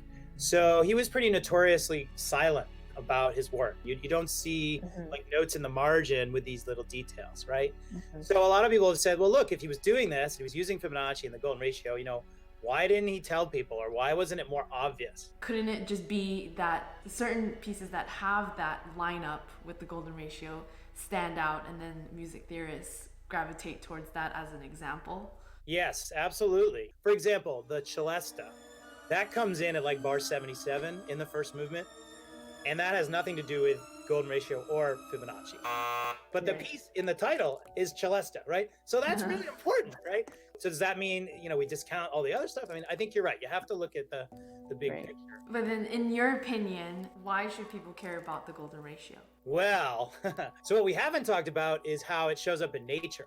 So for example, if you go out and look at flowers and you start counting flower petals, most of the time you'll find a Fibonacci number. Think about like if you were going to grow and plant lots of seeds on a flower, you wouldn't just want to like equally spread them out. As you got further away from the center, there'd be too much space. Nature doesn't want that, right?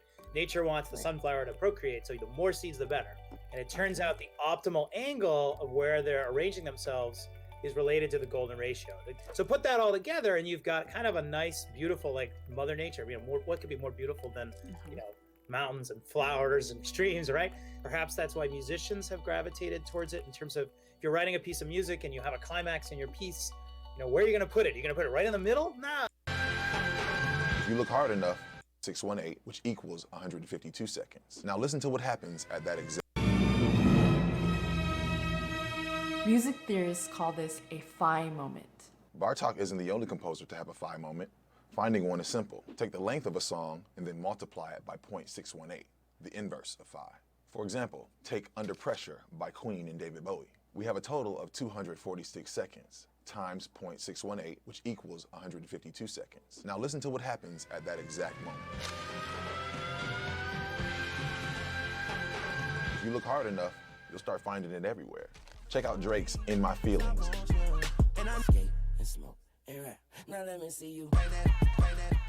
But were all these musicians writing songs with calculators by their side? I doubt it. Some say we find these golden moments because humans are just hardwired to find order in the world. But sometimes the order of the Fibonacci sequence can be mesmerizing, like in this conical rhythm by B.C. Manjanat.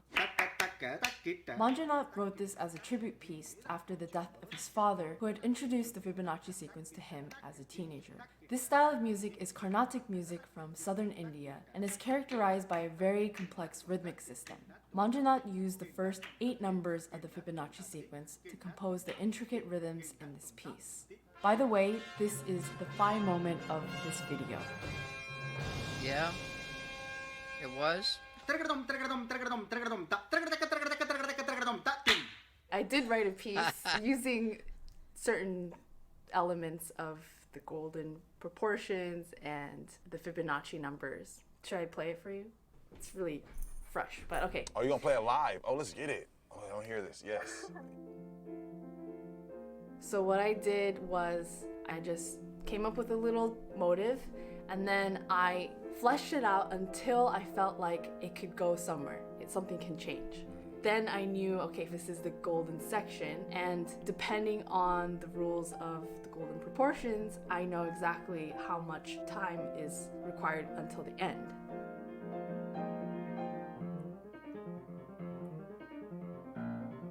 Okay, I'll stop right there. So obviously here... Okay. My my discussion regarding phi and pi and the golden ratio and a Fibonacci sequence relates to infinity. It relates to numbers that balance in on itself at a certain point. There's also, I wonder if this information is in here. If I can spell it.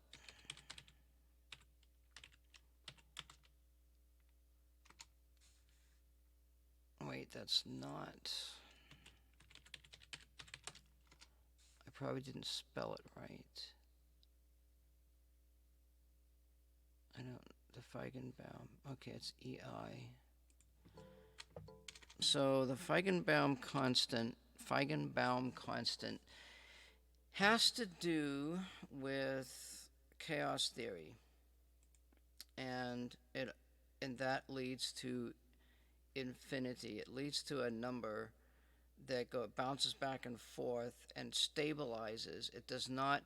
It stabilizes to a central number, and it doesn't go off into infinity. However, the constant itself goes off into infinity. So when these numbers bounce back and forth, they approach a number, but they can never get to that number.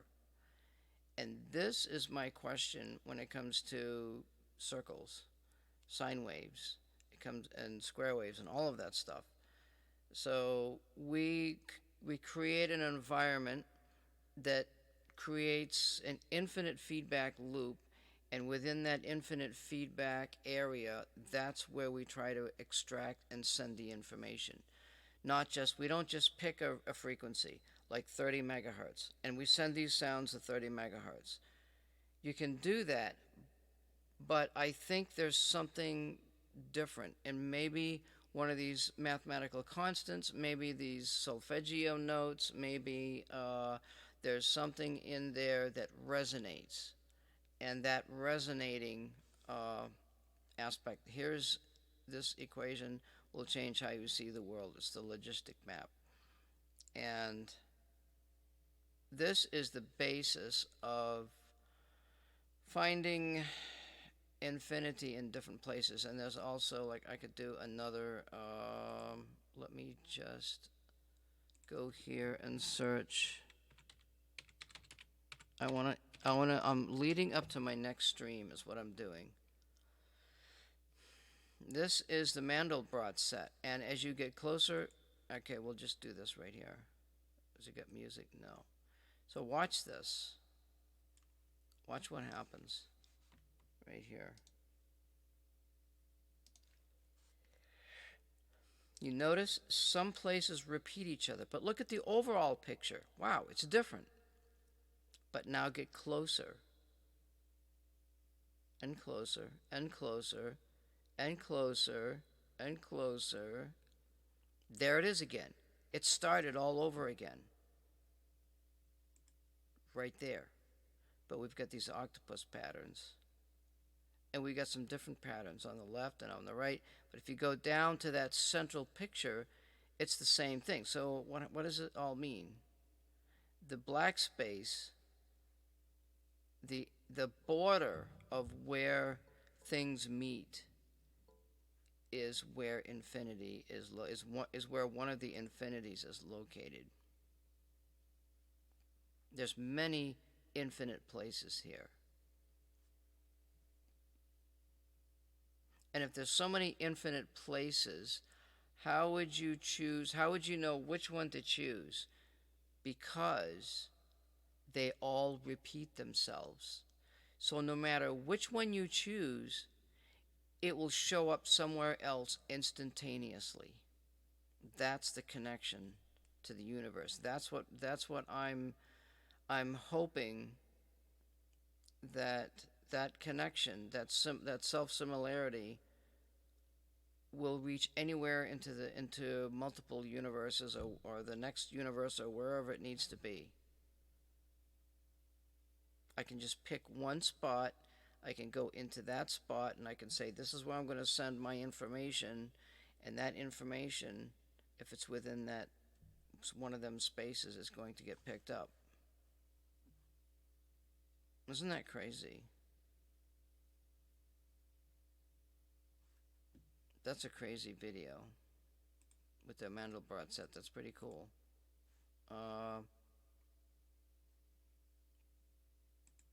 Let's.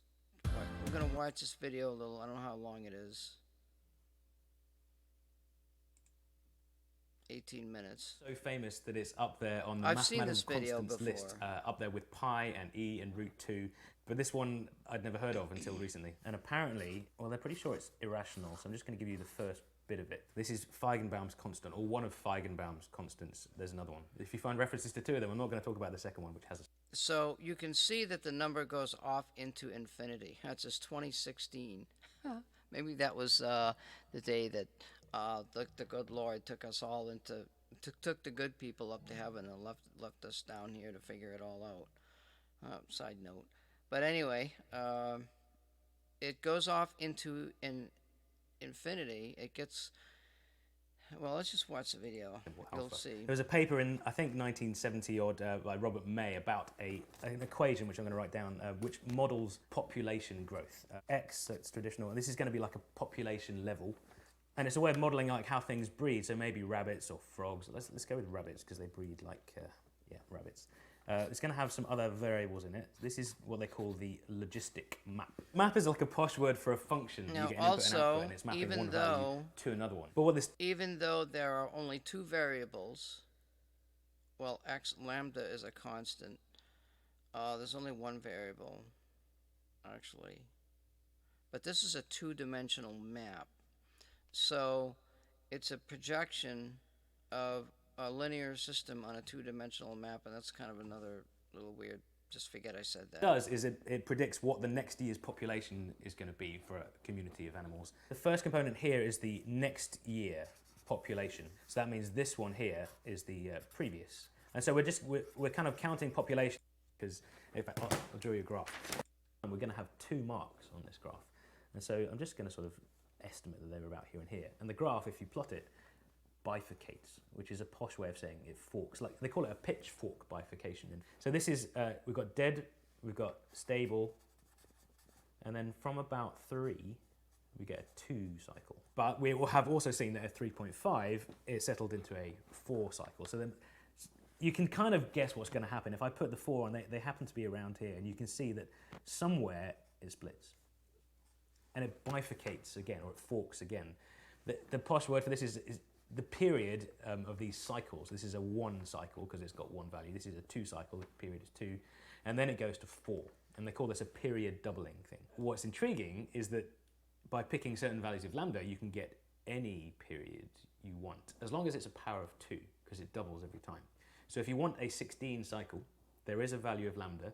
I'll let you go and find it. It's not much higher than what we used at 3.5 because, come and have a look at this graph again. The graph doubles again, and again, and again, and again, and quicker, and quicker, and quicker. So a tiny change in this lambda gives you a new branch. And it gets insane. It gets so that you can't make any change even to the accuracy of your calculator and expect to notice the difference, but massively different behavior is happening. And if you recognize this sort of thing, this was being studied before the word chaos was used. But we now understand technically the word chaos, apart from just meaning a mess. It means nice and simple, and then crazy. And actually this is a good example of chaos as well. I'm going to zoom in on that region. So here's the 2 cycle, and then it's split again to a 4 cycle, and then 8, and then 16, and then right there we've gone in what they call the onset of chaos. And it's a technical term, chaos meaning really sensitive, but it's almost beautiful. There's weird structure happening here. This is not a glitch in my software. And yet it looks like for most of it it's spitting out random. So these are the populations. Every time you press equals, it's creating a dot. Does this get crazier then, like the Mandelbrot set? You're right to spot that. The Mandelbrot set is involved with this. This is a fractal. If you zoom in on stuff, so if I zoomed in on this period doubling bit, you can see more period doubling is self-similar. So that's... But then the self-similarity seems to sort of go a bit crazy. Actually, this is the Mandelbrot set, but you're only seeing one dimension of it. The Mandelbrot set, as you may know, is all about using complex numbers. You need 2-dimensional numbers. So when you look at the Mandelbrot set, it's 2-dimensional. However, when you zoom into it, you're actually peering into the depths over I don't know. It's like a two-dimensional projection of a three-dimensional object, because that's how I see it. I could be wrong. And this is two-dimensional. It's on a flat surface, but it's using x and t. T is a value of time. So over a period of time, you get this picture, and I think it's pretty cool. It's a number, and there's also it doesn't say how does Feigenbaum constant relate to music. Um,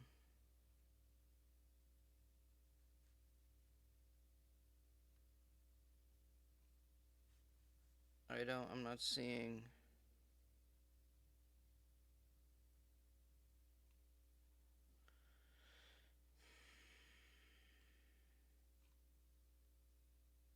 The beauty of math constants visualized. No. So I'm just thinking in terms of these, what is pi, irrational numbers? Let's see. Let's look. Let's try this.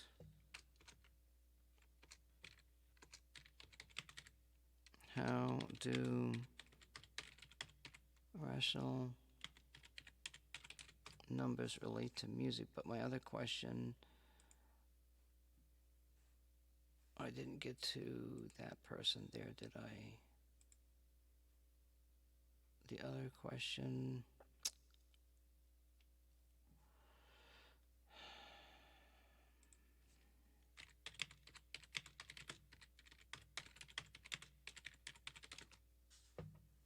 The given value of pi is expressed in decimal, which is non-terminating and non-repeating. As the value is non-terminating, it shows the nature of irrational numbers. Hence, pi is not a rational number. It's an irrational value. So we could ask, what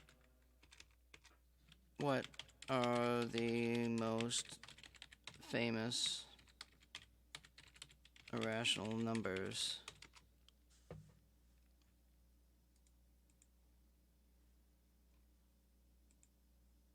Pi.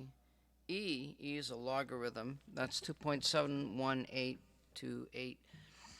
E is a value used in constants with capacitors. It comes into a formula for sine waves.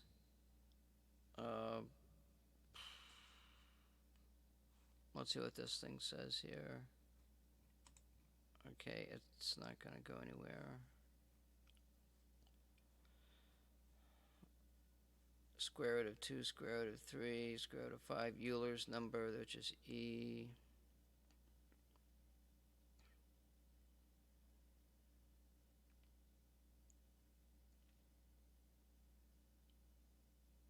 Now, the square root of 2 repeats itself.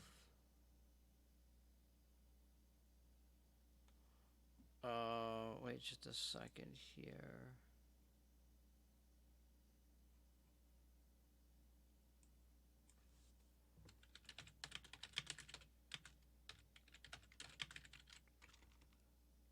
Root of 2. Oh, it does not repeat itself. I thought it did. I thought it was 1.414213.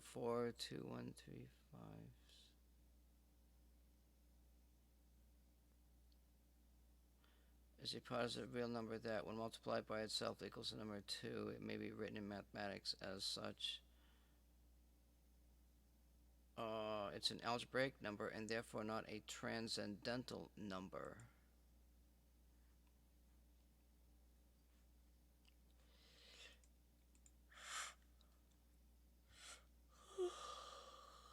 What is a transcendental number? Is a real or complex number that is not algebraic, that is, not the root of a non-zero polynomial of finite degree with rational coefficients. The best known transcendental numbers are pi and e. Almost all real and complex numbers are transcendental. etc., etc. For example, the square root of 2 is an irrational number, but is not a transcendental number, as it is a root of the polynomial equation x squared minus 2 equals 0. The golden ratio, denoted by phi or phi, is another irrational number that is not transcendental, as it is a root of a polynomial equation x squared minus x minus 1 equals 0. The quality of a number being transcendental is called transcendence.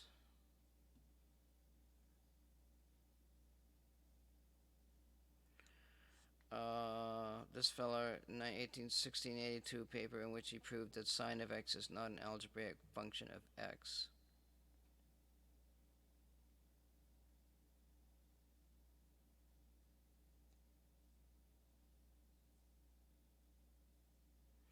Pi is irrational and propose.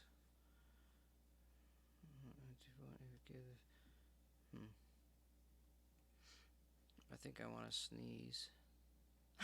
I want to sneeze at the whole thing. So we got the idea about scales. Where am I? That dude. I think that's it. We went over vocal tones. We went over these frequencies. Now it's a matter of coming up with tone generators to apply these tones and add the tones to a transmitter, which I happen to have here, and sending that information to a frequency.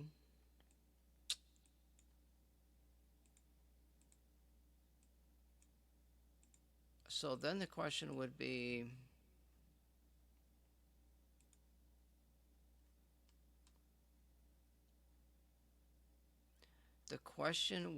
can we create a frequency that vibrates, a frequency that resonates? You create a frequency that resonates, and it gets bigger and bigger and bigger, and it could explode. This is the theory of chaos theory. It's these cycles. If you create an antenna that is a certain wavelength, the signal going into the antenna resonates at the maximum resonant frequency of the antenna.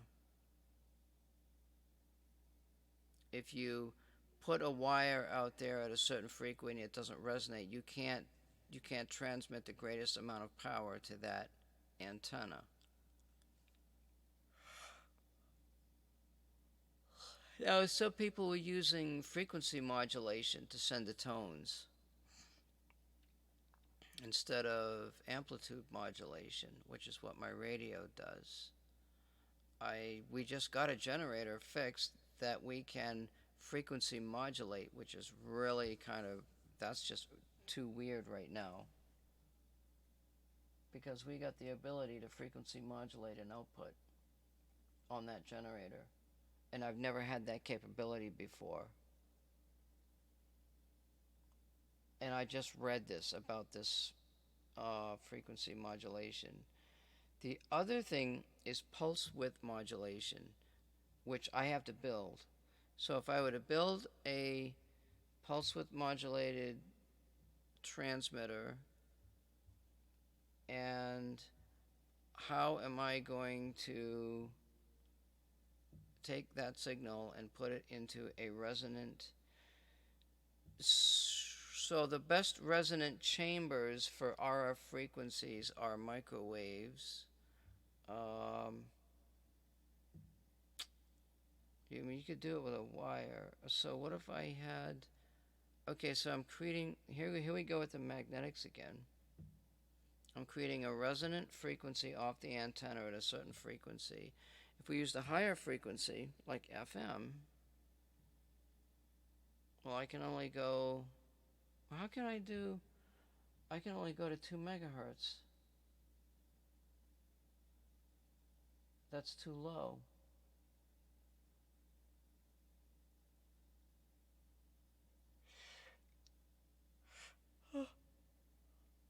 And also, the bandwidth for transmitting frequency modulation is wider than it is for amplitude modulation. That's a problem. The other idea is taking light waves. We could take light waves, bounce them back and forth like a laser is created, which is something I wanted to do. That would create a feedback field, but it's at light wave frequency, which is very small. And I would have to try and make a detector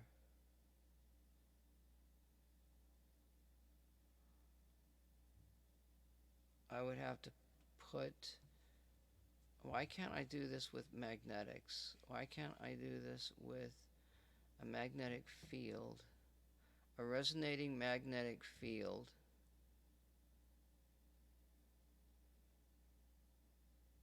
at some RF frequency? That would be, you put a coil on a vertical antenna and it shortens the effective wavelength of the antenna so that you can operate at that frequency.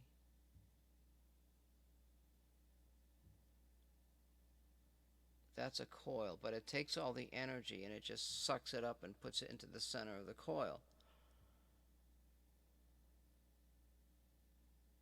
That's why they call them RF chokes. Let me see something here. We got my my stream is looking at web pages. We're gonna look up RF choke. So we've got these, we've got balance, we've got ferrite beads.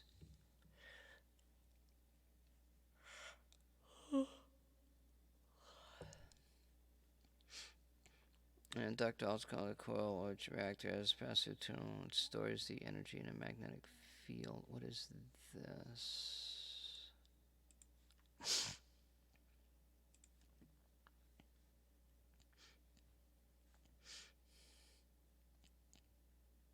Now I know that you can send stores energy in magnetic field and electric current flows through it. And the current flowing through the coil changes. The time varying magnetic field induces electromotive force in the conductor, etc. The induced voltage has a polarity which opposes the changing current that created it.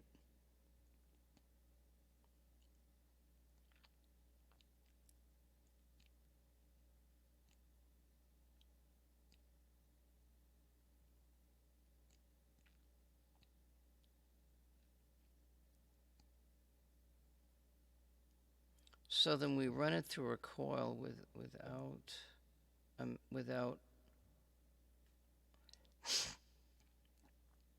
the inductance of the circuit depends on the geometry of the current path as well as the magnetic permeability of nearby materials.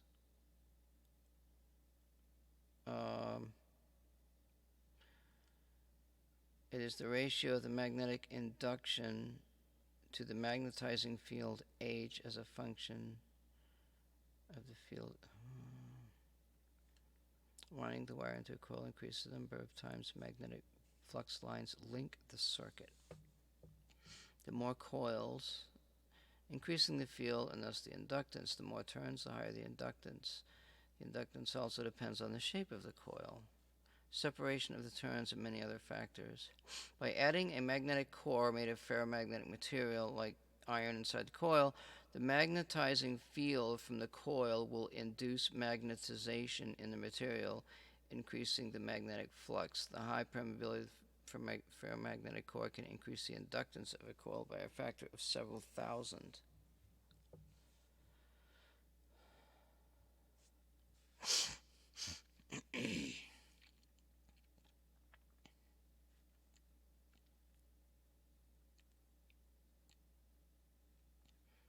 Li is the inductance and the current follows, etc. E equals minus L divided by di dt, which is the current change in the inductance. L is independent of time, current, and magnetic flux.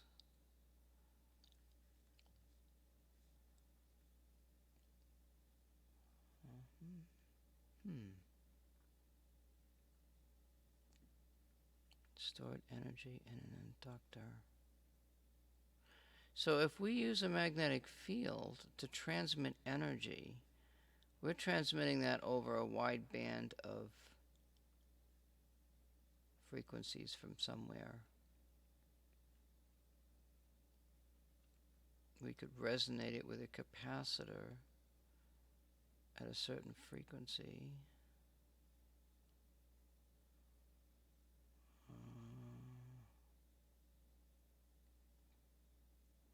Inductors are with ferromagnetic cores experience additional energy losses due to hysteresis in the core, which increase with frequency.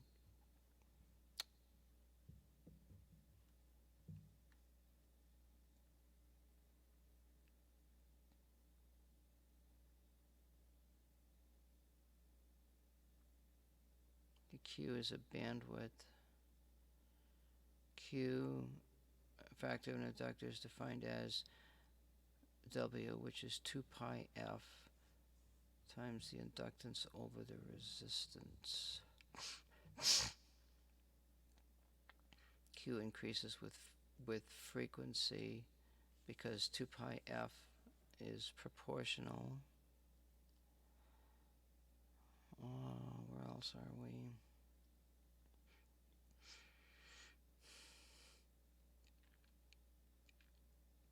L varies with n squared, while R varies only with n. Similarly, increasing the radius R of an inductor improves or increases Q because. So that would be a large magnetic coil. What is that thing I got downstairs? I think it's a solid magnet.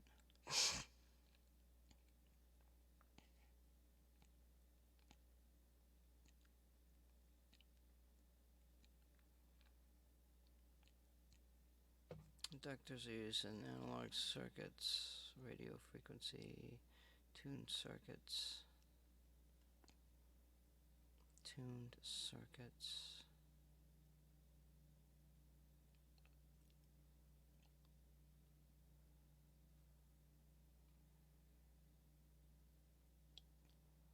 High Q tank coil in a tuned circuit of a radio transmitter.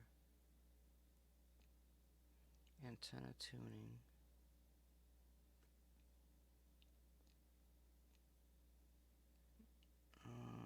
These coils illustrate high power, high Q construction.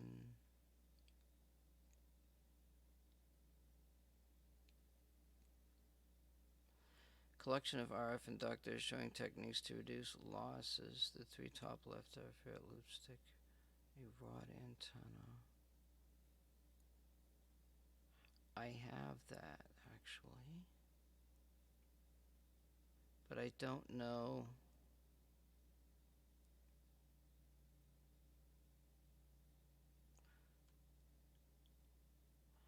Spiderweb coil, right, adjustable ferrite slug tune coil with basket weave winding, endless wire.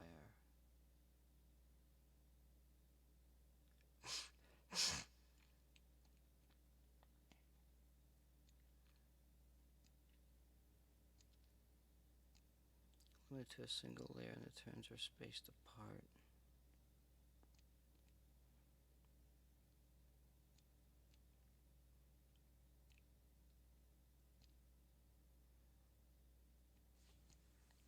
Ferrite core inductors and transformers.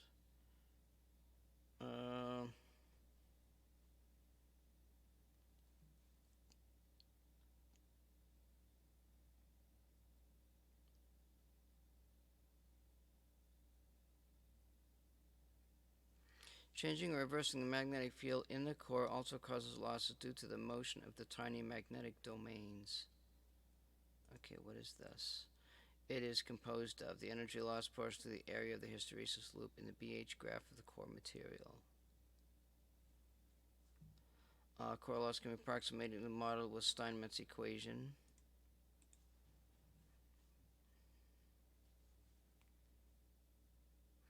Audio signals can suffer intermodulation distortion in saturated inductors. To prevent this, linear circuits that current through the iron core inductors must be limited below the saturation level. Some laminated cores have a narrow gap in them for this purpose, and powdered iron cores have a distribution air gap.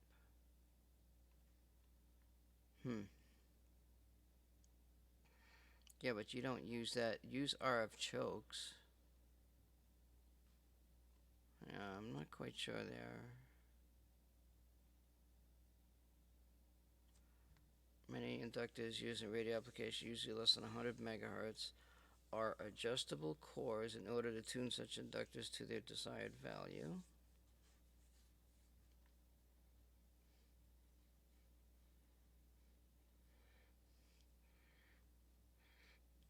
An MF or HF radio choke for 0.1 of an ampere and a ferrite bead VHF choke for several amperes.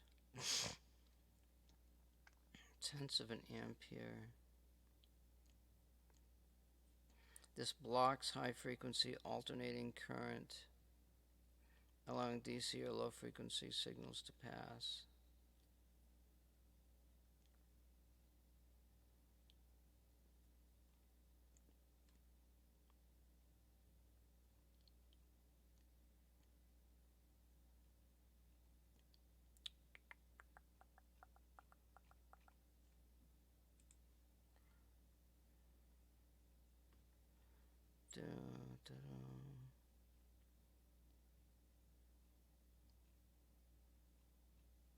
Wow. Steinmetz. Now, this looks a lot like the temperature formula. K is, what is K? K, A, and B are Steinmetz coefficients.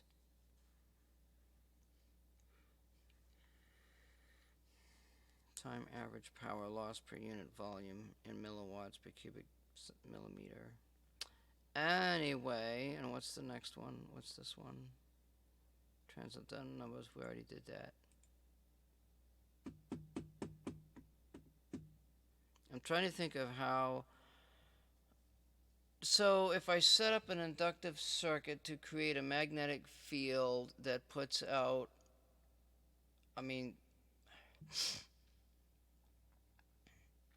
what if I want the magnetic field to be the final output, but I don't think, I don't see how would I create, if I could create if I created the magnetic field, if I created, well, there's got to be, if you put two magnets together, let's see something here.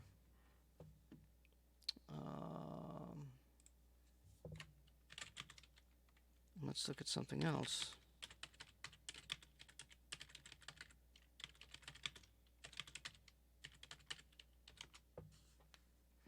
Could you create infinite energy by pushing two magnets? No, as magnets are not a source of energy. Energy that exists in any situation involving magnets comes from whatever source it is pushing them around.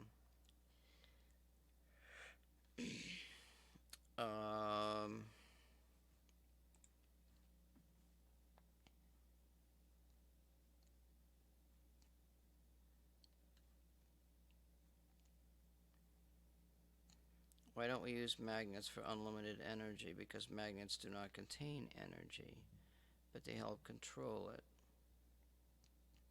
German physician Julius von Meyer coined what was from the first law of thermodynamics: energy can neither be created nor destroyed. Yeah, but magnets have inherent magnetic field, so it's sitting there with these free ion, these free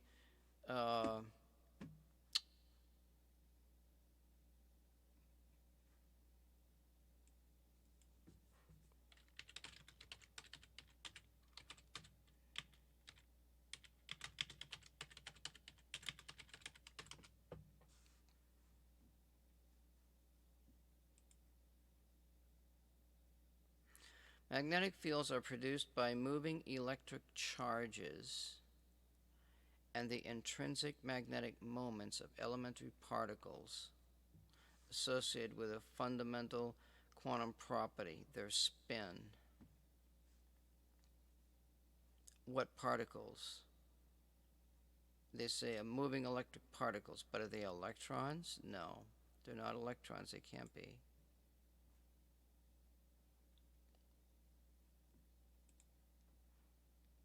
A cloud of virtual photon placeholders in a state of flux. It's what electrons. Okay, what is this definition here? So I'm reading about this because we got to figure out. We got to figure out the, what is it called? The transducer. From this question about what is contradiction? Electromagnetic field is one such entity. It's not made of anything else. It is just what it is. Oh, that's kind of fucking weird. Photons. Okay, I don't know exactly what that, where that I should have said like, it's not fundamental either way.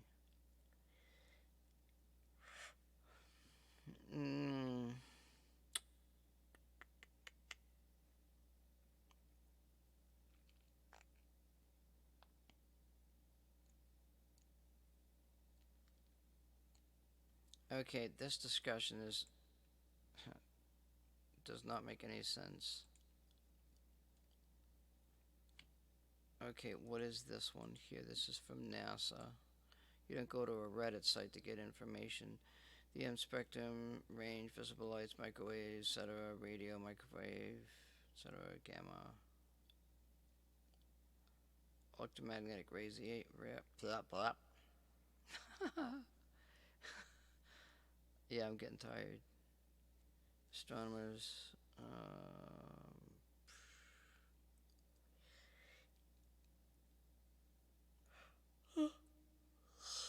Shit.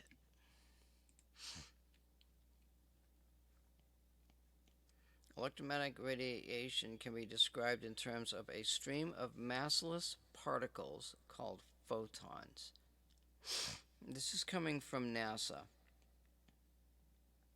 Each traveling in a wave-like pattern at the speed of light. Each photon carries a certain amount of energy when the other people just, magnetic field's got no energy. The different types of radiation are defined by the amount of energy found in the photons.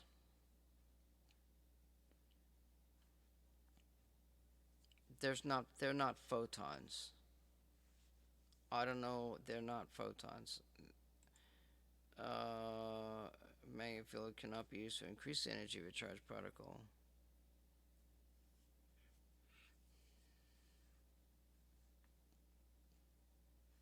What happens to a proton in a magnetic field when the proton, not a photon, first enters the device magnetic field direct upward, causing the path of the proton to be bent upward.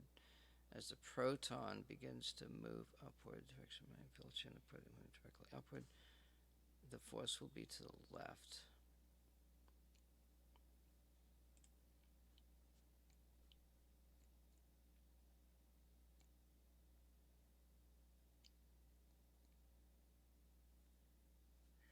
The electron has a larger acceleration than the proton due to its smaller mass. Electrons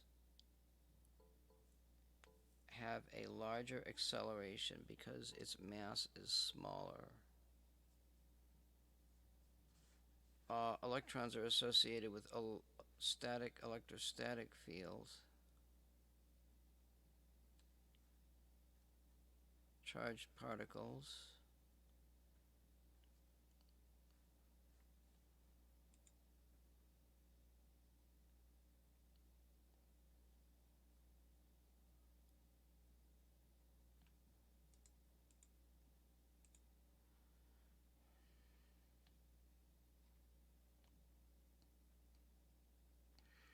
every substance made up of atoms, electrons, particles, carry charges, spinning tops. Their movement generates an electric current and causes each electron to act like a microscopic magnet. In most substances, equal numbers of electrons spin in opposite direction, which cancels out their magnetism. That is why materials such as cloth or paper are said to be weakly magnetic. In substances such as iron, cobalt, nickel, most electrons spin in the same direction. This makes the atoms in these substances strongly magnetic, but yet they are not magnets. To become magnetized, another strongly magnetic substance must enter the magnetic field of an existing magnet. The magnetic field is the area around a magnet that has a magnetic force.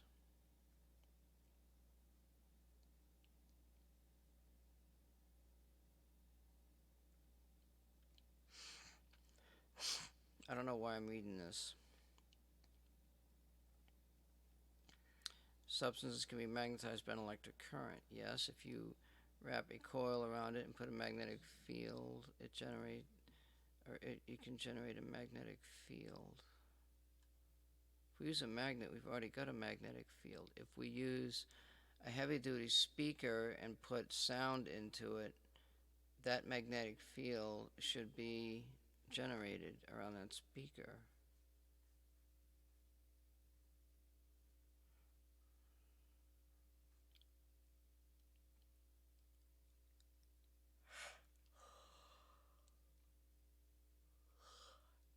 Just sitting here watching me do a little bit of research.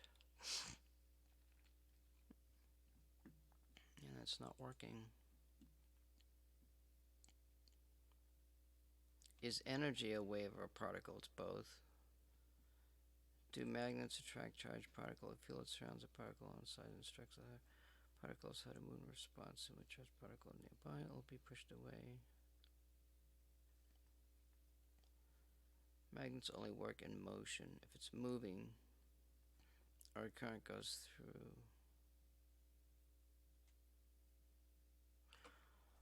Well, it makes no sense to have another magnet, have a coil picking up a magnet and letting the coil do the transmitting.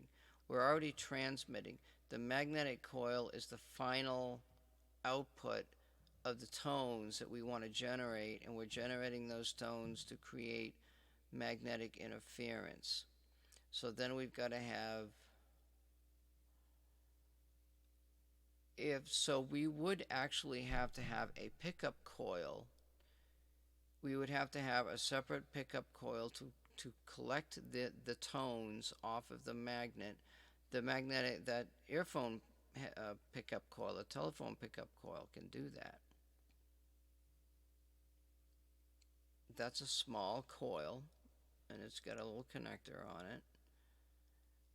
Is it sensitive enough? So the reason we're doing this, so we're not operating at a certain frequency. We're changing the magnetic field at an audio rate. That's what we're doing. And then we're turning around and we're going to listen to that magnetic field. And we're going to hear the tones off the magnetic field and not the electric field.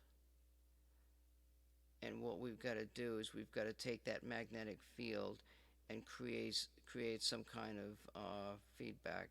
I wonder if that's in here. So that answers that question. Let me think here.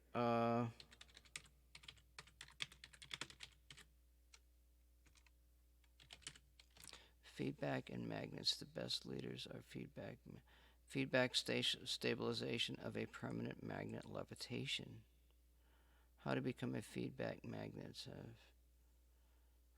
Feedback control flux modulation. Flux modulation. That's essentially what we're doing.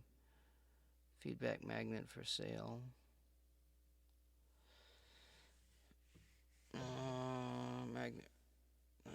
Let's see. Magnetic tactile feedback actuator. No. Wow. Okay. Feedback stabilization of a permanent magnet levitation system.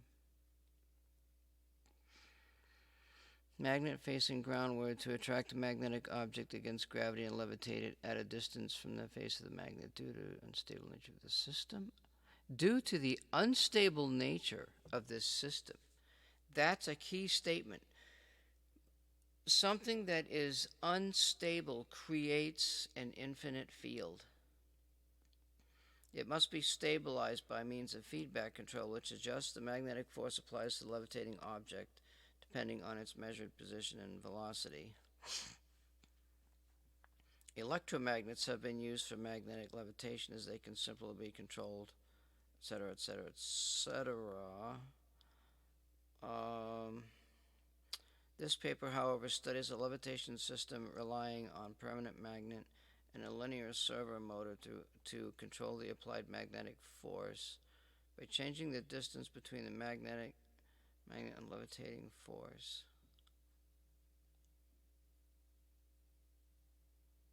The PROS system, highly nonlinear, a stabilizing feedback control law is developed using feedback linearization and other control design tools. Then the closed loop stability is examined against system parameters such as the size of the levitating object, the viscosity of the medium, certain characteristics of the magnets in use. The emphasis here is on understanding the impact of intrinsic servo, and the ability to control feedback control to stabilize a closed loop system. This particular limitation seems to be a major concern in utilizing permanent magnets for non-contact actuation control. This is like those trains that go over, they're called maglevs, I think. The trains that go on, sign in to continue reading.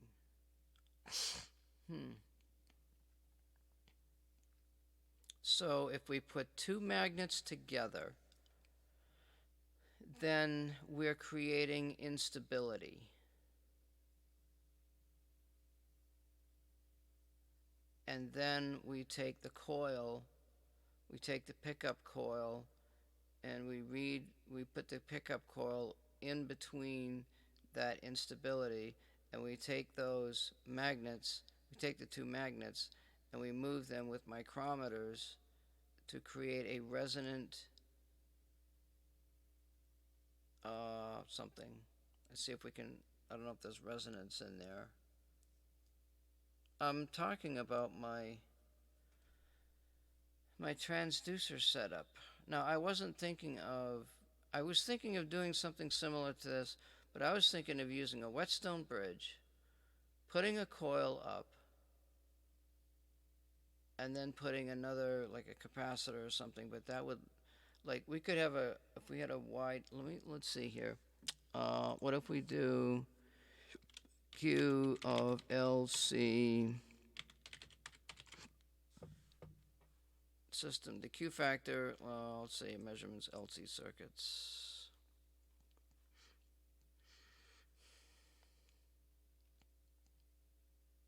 As a figure of merit for etc. etc. etc. The signals generated in the source are weakly coupled to the LC circuit under test, allowing measurements of 3 dB. Okay.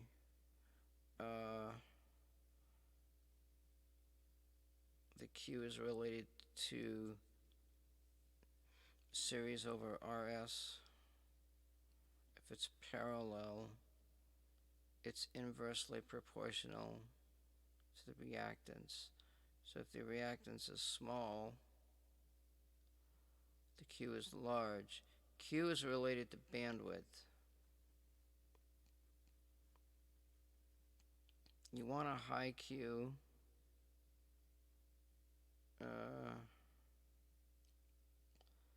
Right here, the center frequency.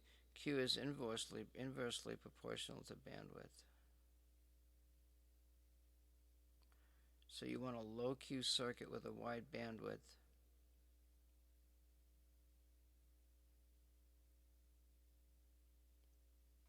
What is ESR? Effective series resistance. Inductor under test. Typically 50 ohms.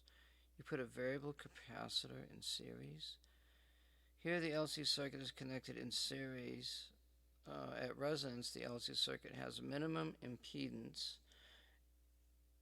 and by measuring the attenuation, the effective series resistance of LC series may be computed at the resonant frequency. If the impedance of an LC circuit is, that's a series circuit.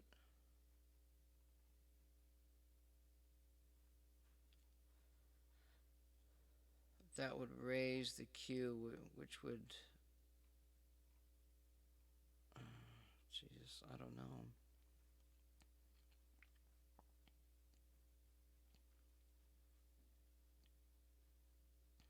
Measuring the Q of low value capacitors. Unloaded Q, K factor versus SWR. Jeez.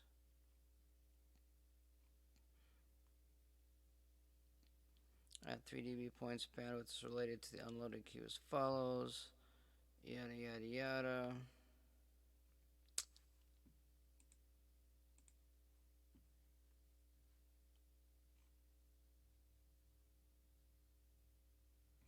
I think we're just going to end up building something that collects that information off that magnet.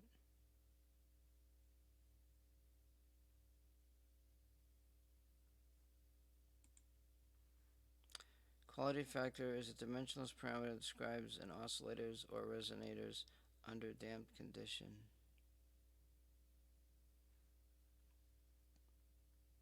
We may just have to run frequency experiments. That's why I got these generators. It's inversely proportional. The frequency is going to be in the audio range.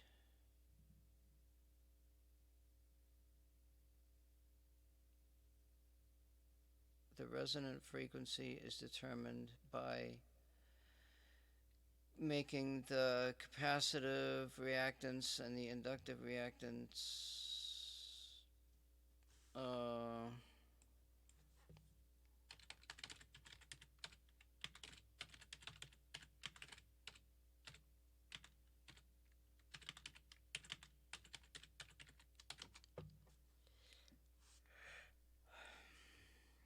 frequency resonant calculator. I actually have one of those.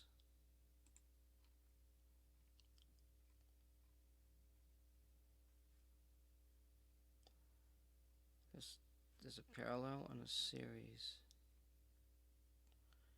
Tank circuits can use bandpass filters, etc.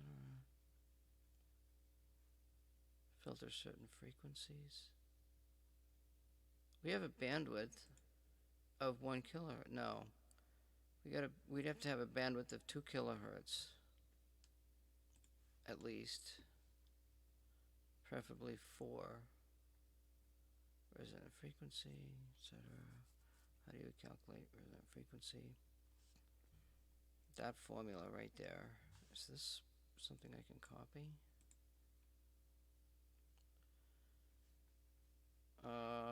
There's the reactances. Okay, let's go ahead and grab all of this.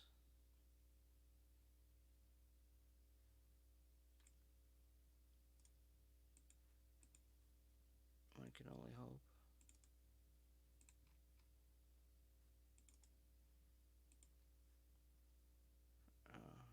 Did I get it? I did.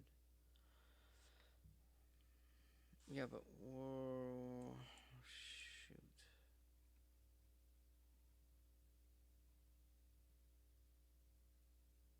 Write down the capacitance of CL, input parameters of both.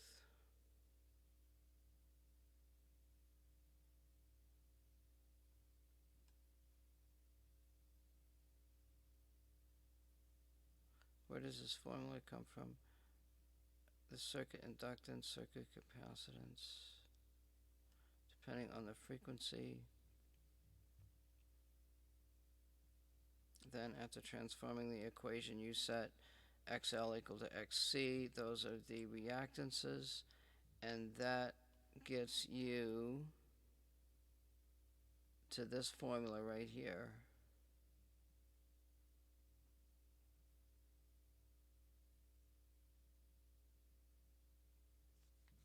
That is the resonant frequency. So if we had a resonant frequency of the center of our bandwidth, which, I mean, even though the formulas for those voices, it's only like 1 kilohertz, but that would be kind of narrow. That would be narrow. Where is this thing here? We could do...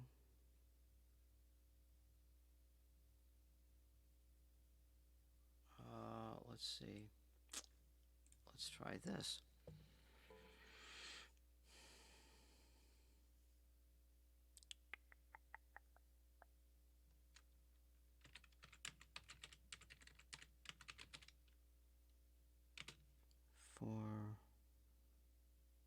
You know, this frequency's got to be higher. You know what? What if I used 5 kilohertz? LC circuit for 5 kilohertz. Frequency. Convert that to image. See, I don't know if it's series or parallel. Resonant frequency. Function generator.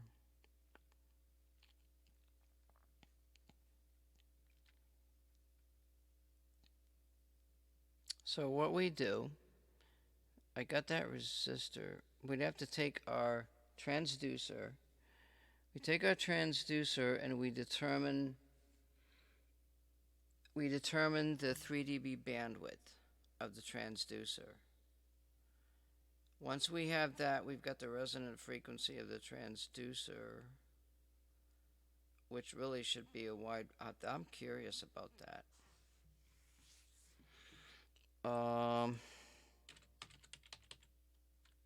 Resonant frequency of a telephone magnetic pickup coil. Resonant circuit rectifier pickup coil. Audio frequency pickup coil. Audio frequency pickup coil.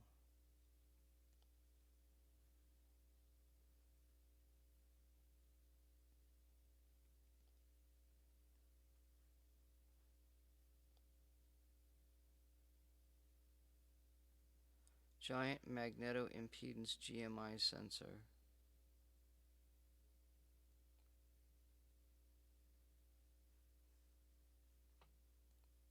Vibration. Like an earthquake detector. Estimating guitar pickup frequency. There's a TLO81. Inductive EMI sensor. Telephone pickup coil. Telephone receivers.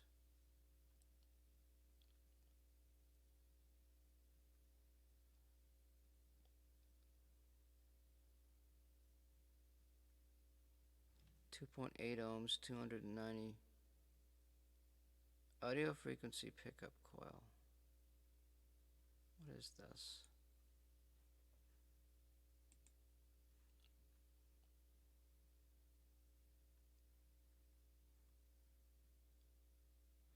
I'm building an instrument intended to pick up weak, less than 100 picotesla 25 kilohertz oscillating magnetic fields with Faraday induction. Jesus, that's exactly what I'm doing, huh? Sort of. In this photo, I have a 4-layer solenoid coil for pickup followed by a 2-stage preamp that amplifies 1,000 times for frequencies above 10 kilohertz. The pickup coil is not tuned.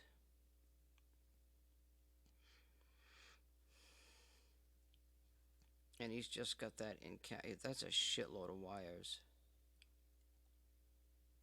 around that plastic thing.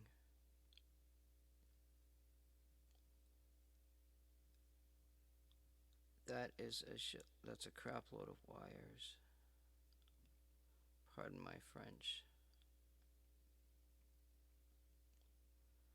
Presently, the setup can detect oscillating fields down to 2 nanoteslas. Wow. There's a significant change in the noise flow when I disconnect the pickup solenoid coil, which suggests sensitivity can improve process of tuning the inductor. Way to tune LC circuits 25 kilohertz and use the pickup coil. I'm limited to an air core inductor for pickup, so I attempted this with the following circuit.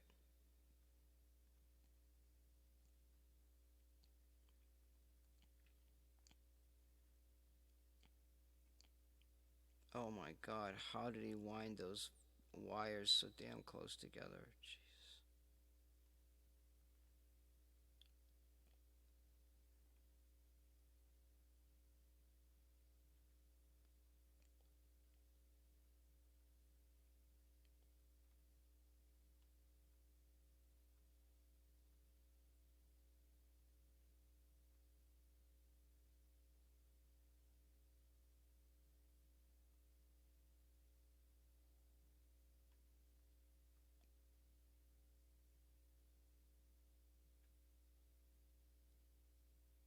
R1 over R2 is losing 95% of your signal.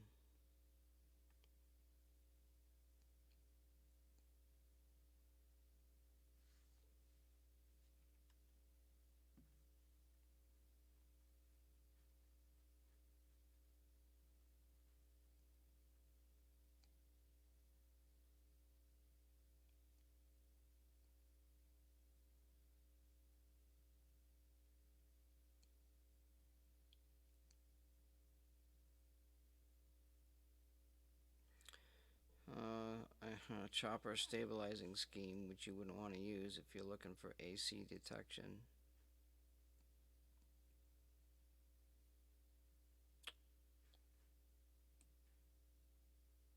Well, that was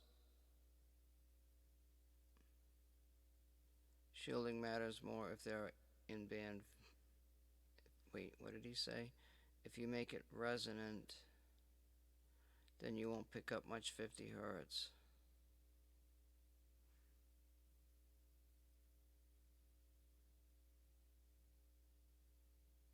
Doesn't tell you how many coils it is, but that's going to be a shitload number. That's 25 kilohertz.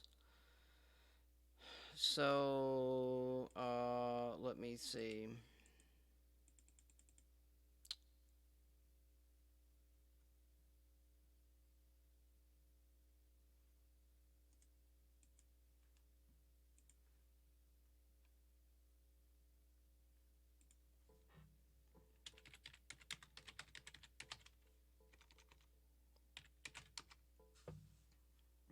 So if we look at the coil formula,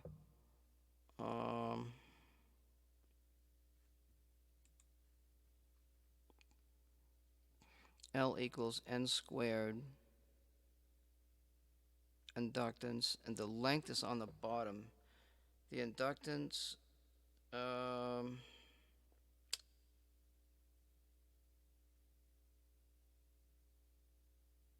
that related to the frequency and the inductance are directly proportional, so if the frequency goes up, the inductance goes down. So we want to lower the resonant frequency to 5 kilohertz, which is actually a factor of 5. And it looked like that thing was like maybe half an inch in diameter. So if the frequency goes down, the inductance goes down. If the inductance goes down, the length goes up. Where's the radius?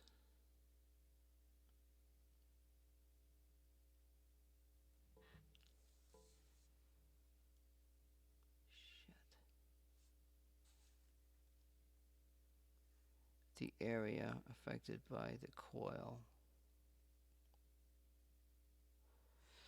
Frequency goes down, inductance goes down, the length goes up, the area goes down. That means that coil's got to be narrower by a factor of 5. If we decrease the number of turns, we can increase the area.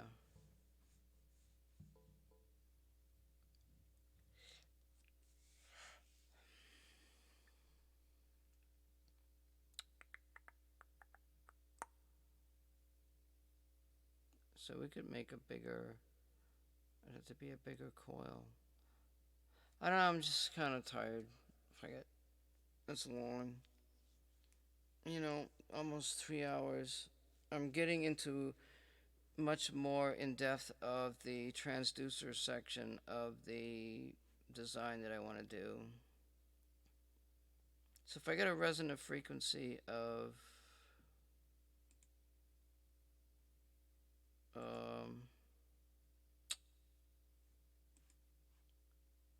5 kilohertz,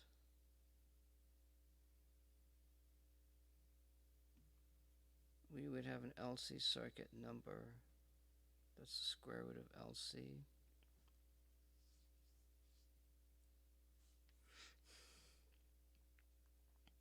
Well, let me just do it this way. 5 kilohertz LC circuit. Why is series LC circuit not behaving as a bandpass filter? We want a bandpass filter.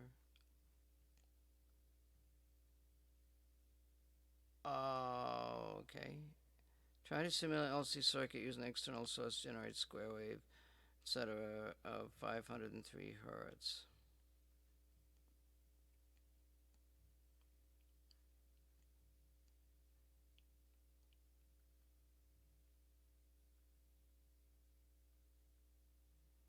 That's because it's filtering out harmonics.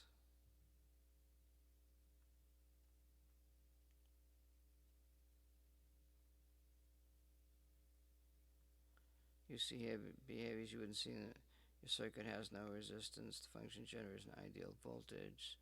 If what the behavior of the simulation is showing you is correct, 503, etc.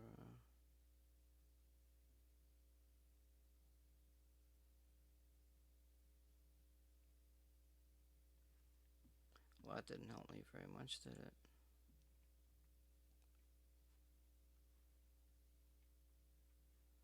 Low pass audio filter needed.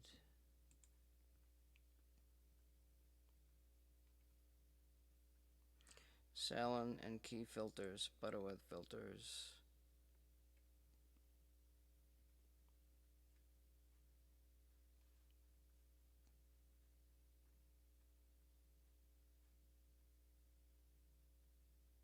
Op amps and Salon key are multiple feedback design.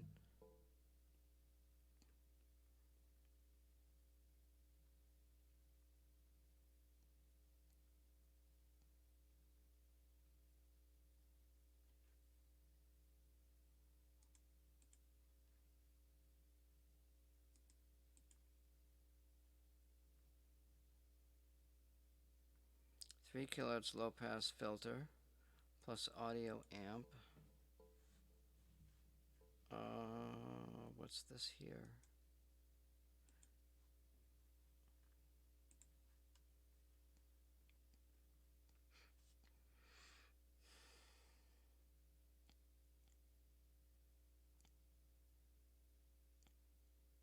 Five-band equalizer.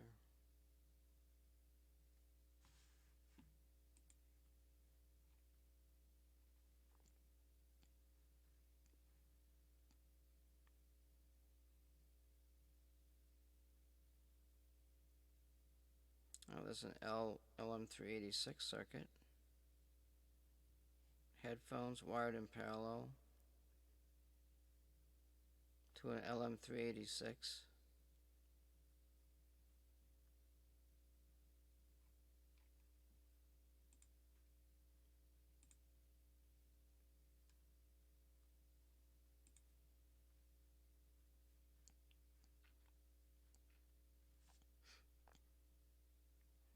Oh, look at this. Well, this is 1 kilohertz.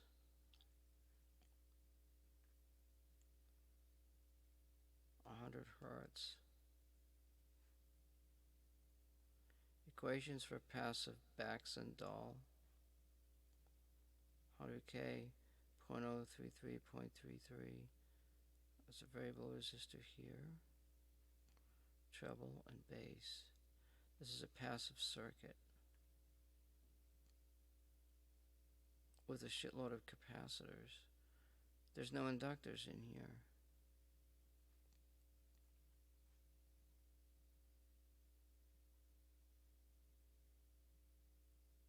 Huh. That's interesting. I think I'll take a picture of this. We may have found our ticket here. Let's see, we're going to go to... you know, I'm missing where I'm putting my stuff. I think I'm using my projects in this Proteus circuit sim. I guess it makes sense. Let's put down... We'll call this a 5 kilohertz filter. That's supposed to be a 5. Open with paint and take a picture of this.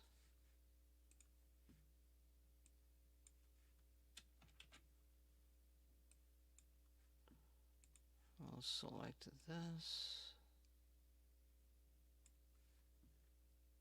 crop that and save it.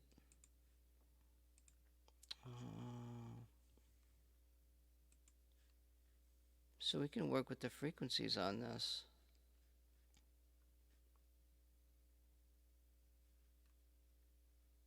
Because this is a linear graph. All we gotta do is move this curve to the 5 kilohertz. There's 3 curves here. Weird. Huh. Passive Baxendal.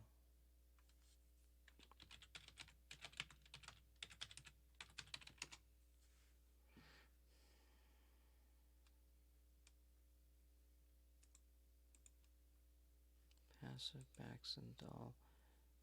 What does it do with this shit here?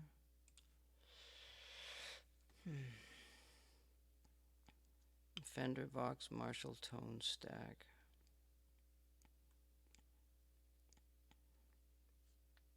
Use audio taper controls with 30% of resistive. Assumes 40k source impedance and a load of 1 megohm.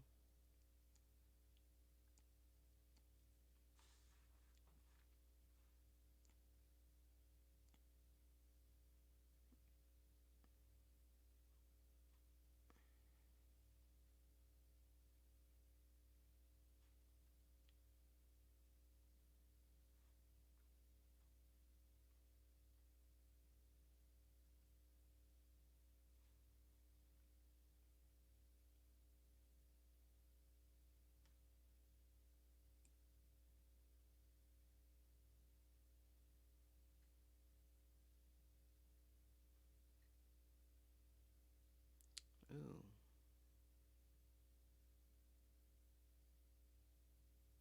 Resistors. This isn't. Is that a coil? That's gonna be a resistor in there. I can't see what the heck that is. Oh, what the hell is that? The stack has been driven from a lower impedance, 15k ohms. The load is 2.2 megohms. Please note that driving the stack from a higher source impedance will not get the same results. So there are for 40k impedance. It will be to change such, etc., etc.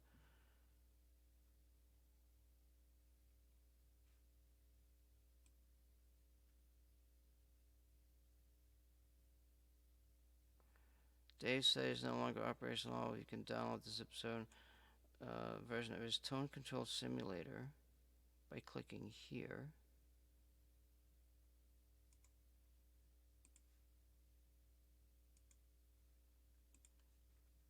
And I'm going to copy this into my notepad.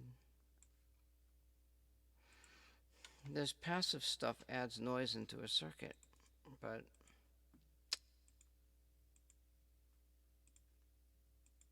who knows these things? Duncan's design amp pages.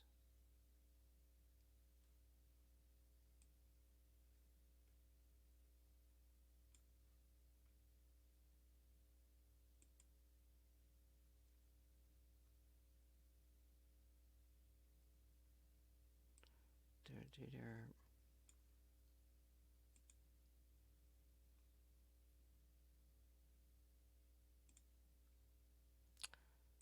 We are going, actually, you know what, let me grab this. Linky poo. We're going to start rattling off stuff here.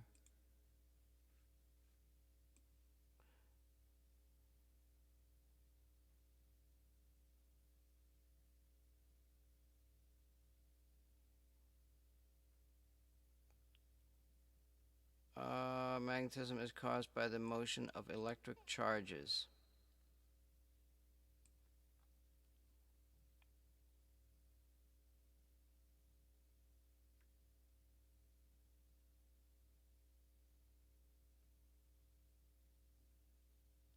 Well, either way. Rational numbers, we were going into that. We picked off a tone from that SSTV. Oh, that's got tones. Let's just copy that link. And yes, I know you can see all these websites here. This is MMHamSat. Download MMSTV.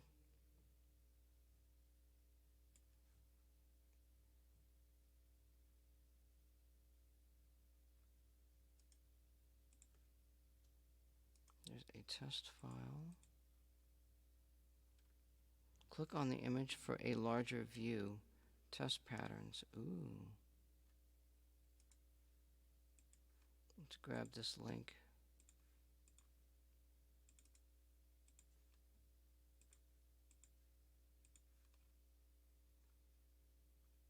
MSTV, sound card, select available add-ons, etc. Blah, blah, blah. Audio files for testing. Audio files.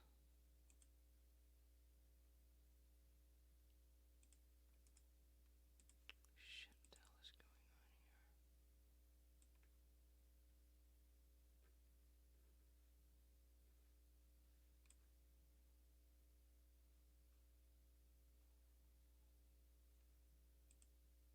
It's all the same. Why didn't I get... I did not get... Did I get the file?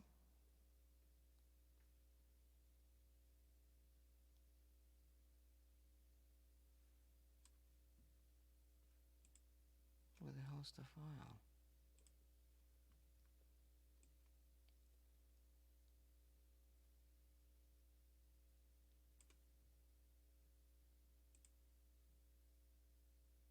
It's not downloading. Fuck. Why the fuck isn't it downloading? Hamsoft.ca pages. MS. It's not downloading the file.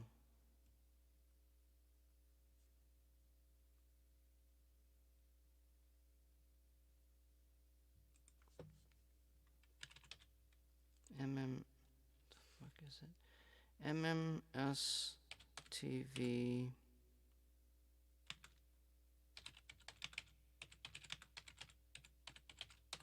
None of those links worked.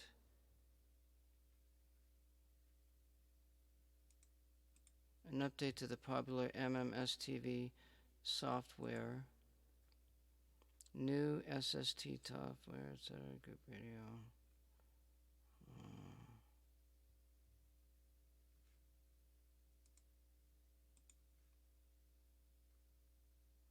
Improvements. Oh shit.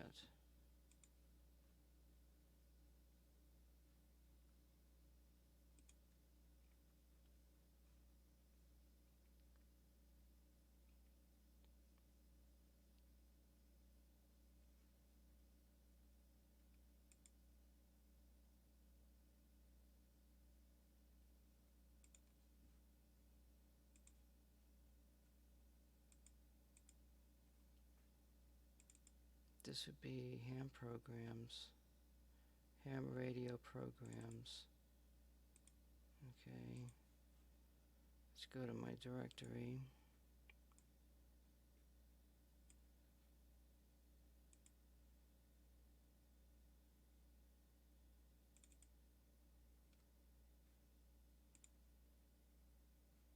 Would you like to install this program?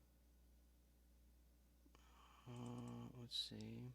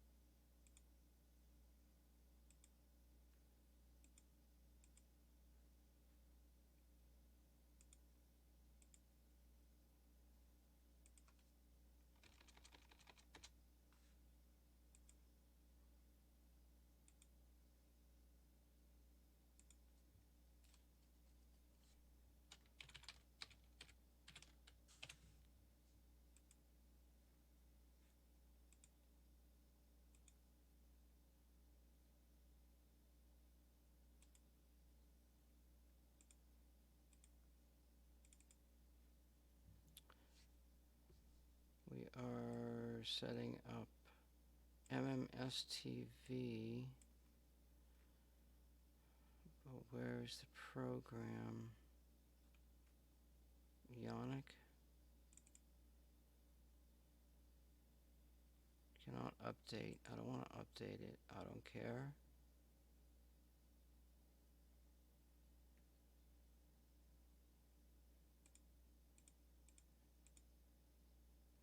Enter your call sign, cancel.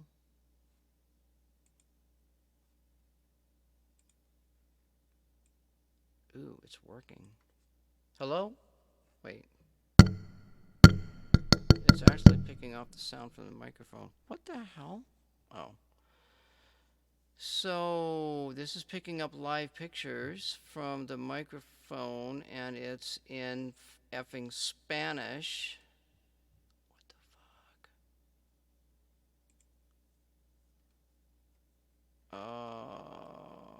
Where the fuck, where the hell is...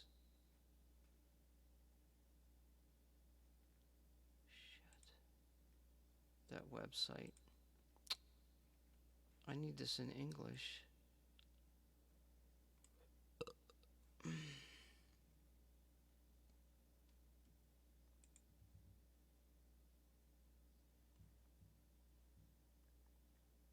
It gave me an option to change it to English, and I can't freaking find it now.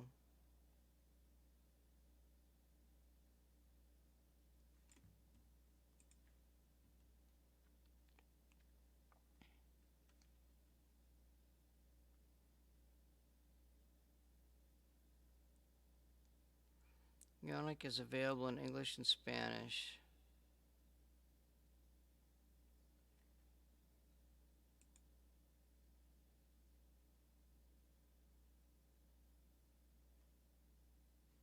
Shit.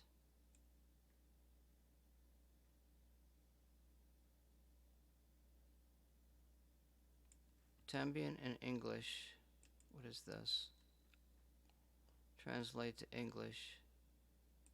Translate.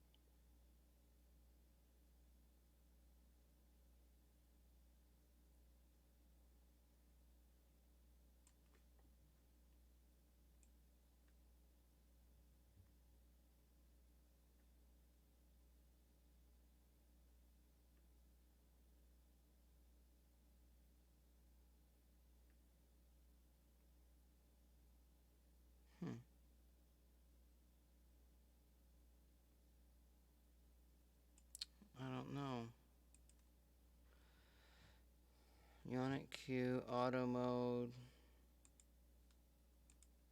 I don't know what that is. Hysterical auto. What's this button? Oh shit, it's downloading. It's downloading my audio. It downloaded. I wanted to load an audio file. Can I?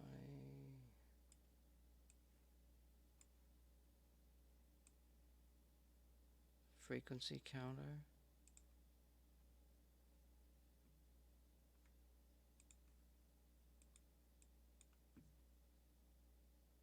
Version. Waterfall oscilloscope. Editor. Adjustment. Auto adjust. Adjust vertical.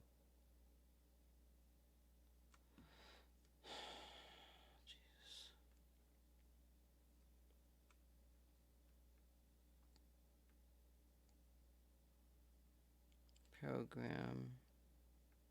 Assign program. Suspend OmniRig. User notepad. Version.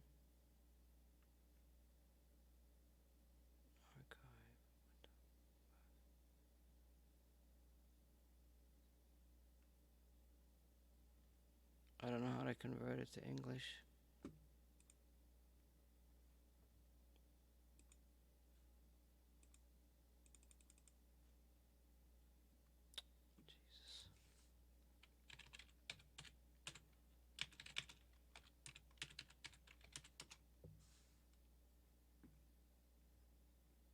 Official English website.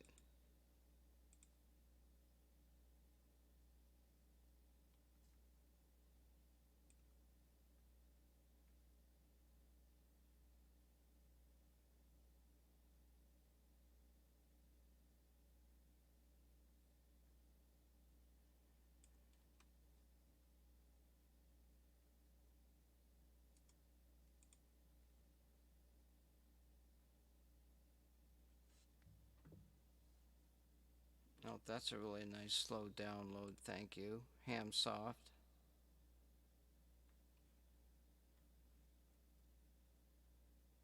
For the support and consider the new functionalities of this version in English, it is recommended that you use the MSTV form on groups. What?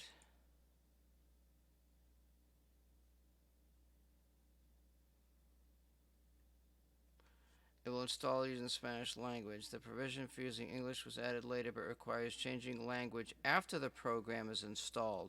To simplify this, I have made the English instructions below. Following the instructions in the pictures help you with selecting the correct buttons. Oh, jeez. After you finish install and change the language to English, you will no longer have a problem. Installing.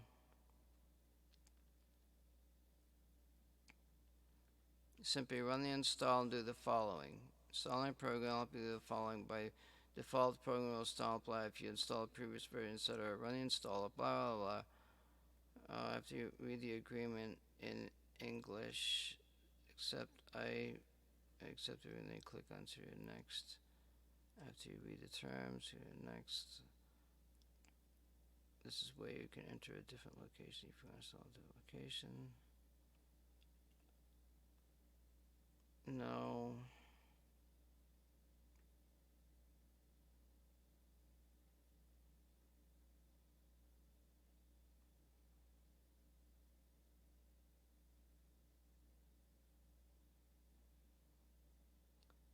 In the top menu, clicked on Options, then Configure Setup. Did I just shut it down?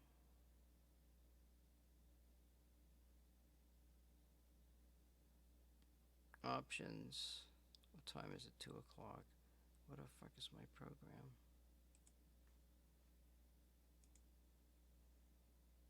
Edit.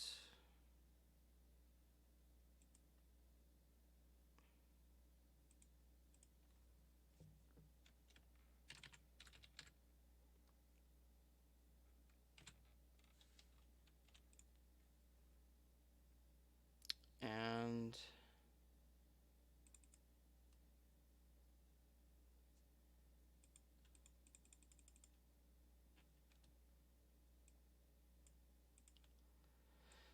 Okay, so we. Why the fuck isn't it moving? Oh my fucking god, it froze. I don't want that. Alright, so, yeah, I just do that. Options. Configure.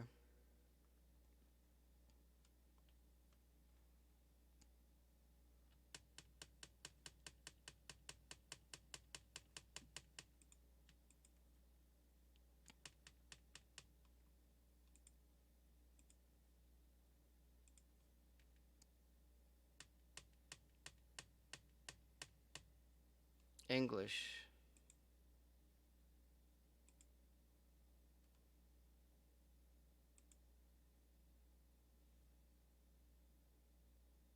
Oh, we got it.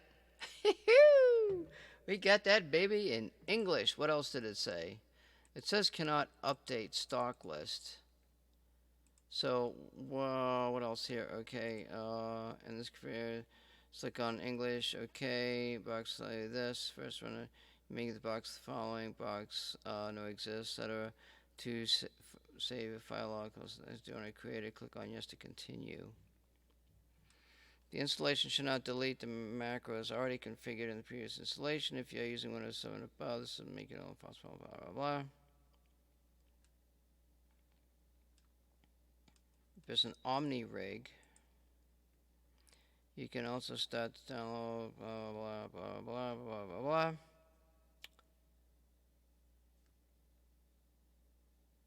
Does not exist. The file to save the log does not exist. Do you want to create it? Click on yes. I don't want to create it there. What about the options? Maybe I can go back into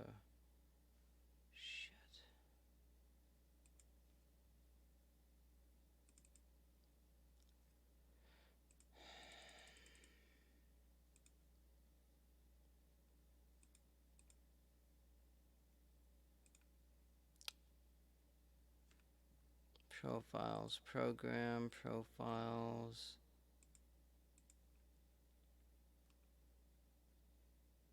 MSSTV default.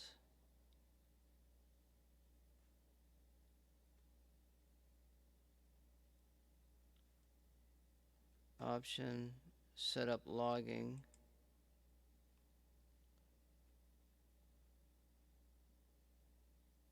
Half this shit is still in fucking Spanish.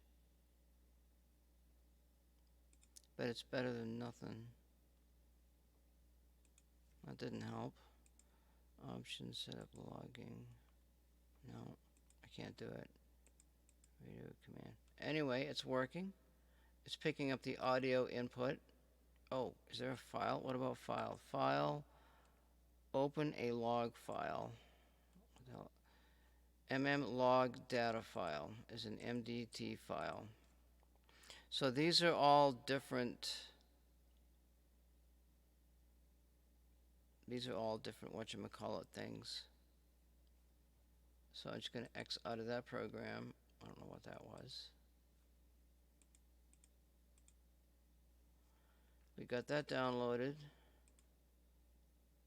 SSTV. There's a form. How many members? 682. OmniRig. What is OmniRig? Can control it all at the same time. Support blah blah blah blah.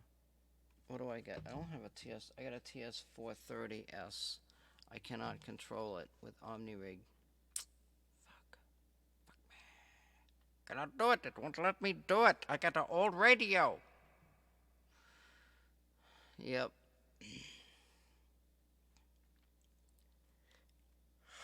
All other radio. External rig description. Please consider the following before testing the code in a rig description file. Blah blah blah. Download. Source code. OmniRig client.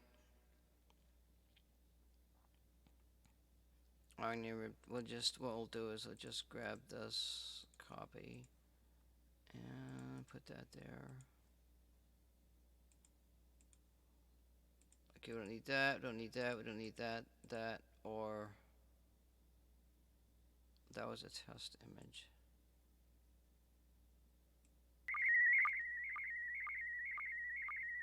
Okay, those are sounds. So what we'll do is we'll just go ahead and copy this. And that's annoying, and it's getting late, and I can do that later.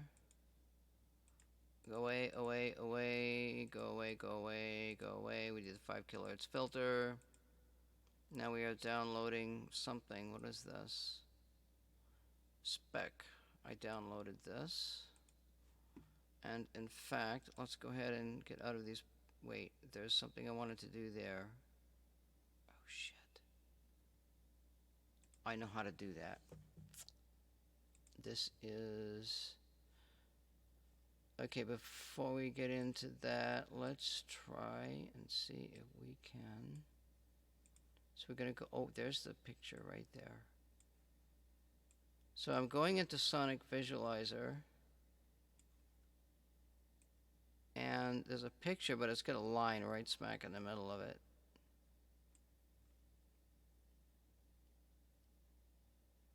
I'm going to take a picture of it. And then I go to, wait, what's this? My project. That's documents. Proteus. And then we'll do, this is going to be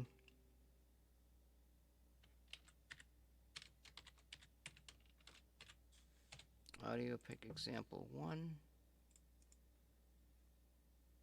Open with paint. Now what we're going to do is that alien picture that we had, we're going to copy this. I'm going to crop this picture.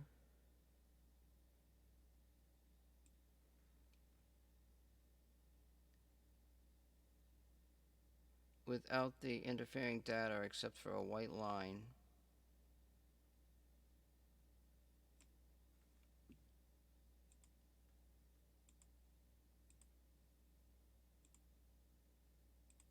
I'm going to save it again.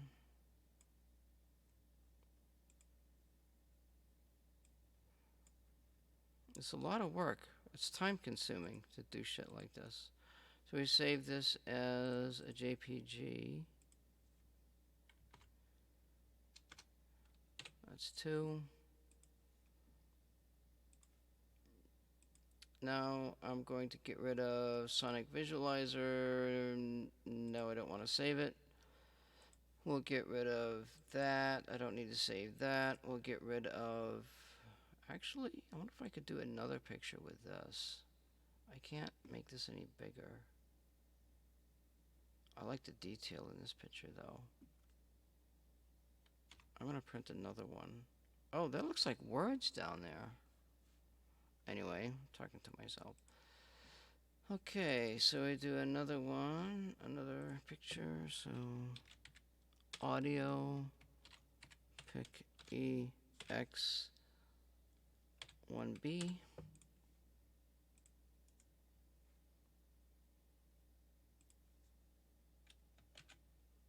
Oh shit, that's not what I want. Take a picture.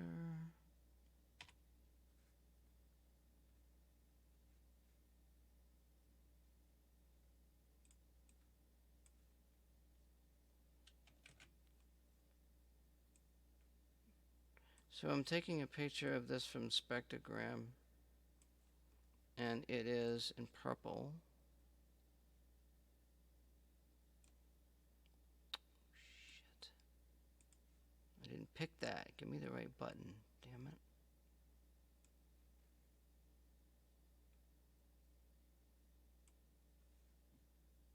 Crop, file, save. It's a BMP. It gets rid of that program. And the other program I have running, it's called Sound Art, and we are going to load that program up here.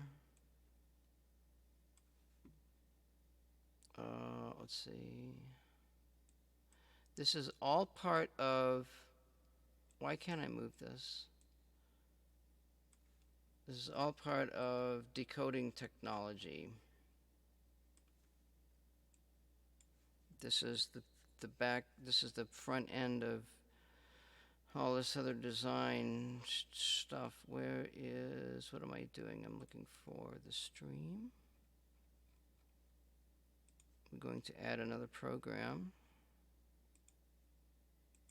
And this is called Sound Art.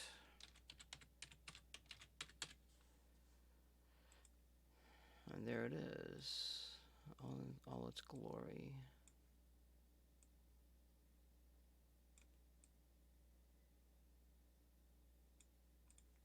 Alright, I'm still streaming. I almost clicked that stupid ass button.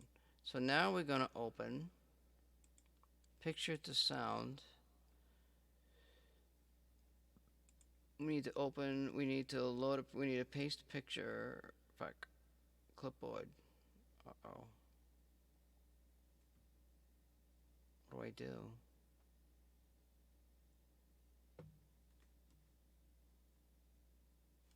Hit play. What's this? Autoplay converted sound on.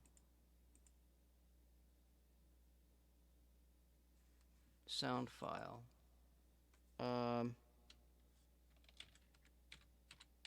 Audio pick EX2B1.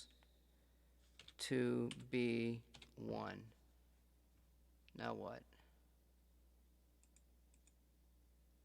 It won't let me do anything.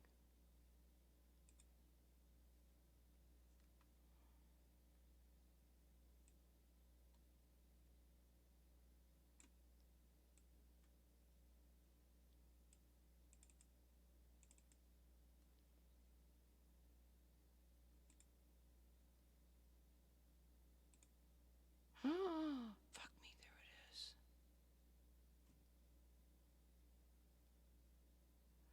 it is. Are you seeing this? Where's my...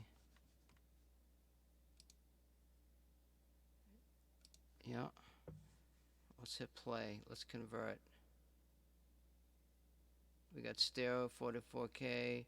Negative is true. I don't care about that. Saturation 100%. Rotate, flip. Octaves. Pixel per octave. Duration time. 9 octaves.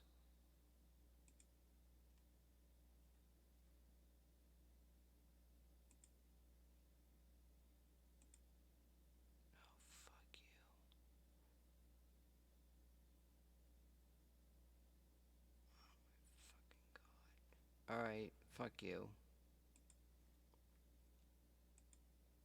Where's that program? What was I playing? Sound art. I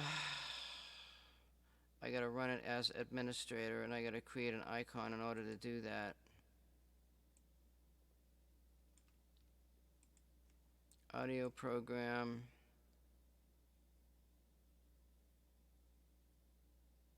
Wait, where the hell is it? What the fuck is E2 data?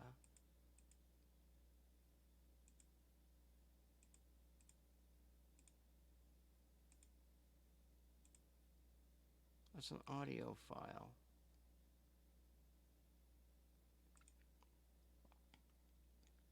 Oh my god, I can't find the program.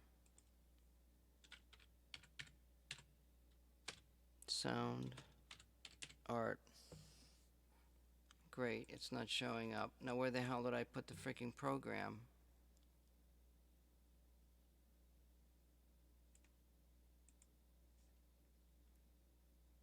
You've got to be effing kidding me.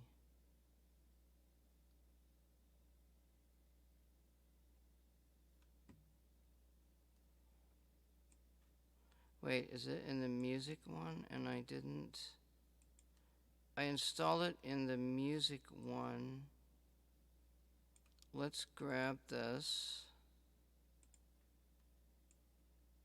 This needs to be an audio. And we'll do it in my gaming one.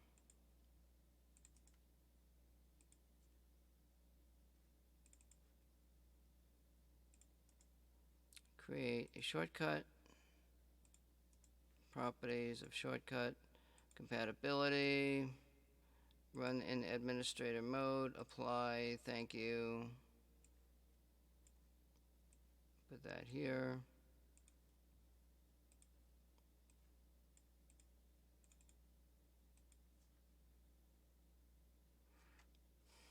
Now let's try this again. Is it showing up on the stream? And it should be. Now, sound file.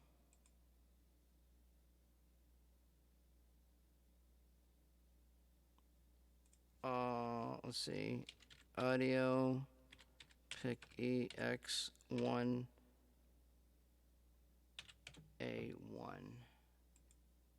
Save.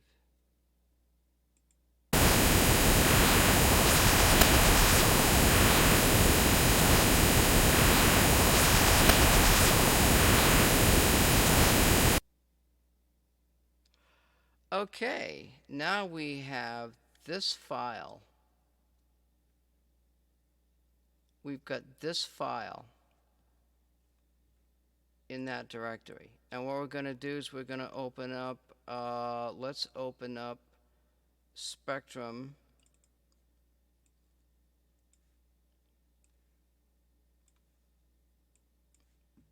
And we're going to see how good that sound art program really is. Where did it's saved in my project.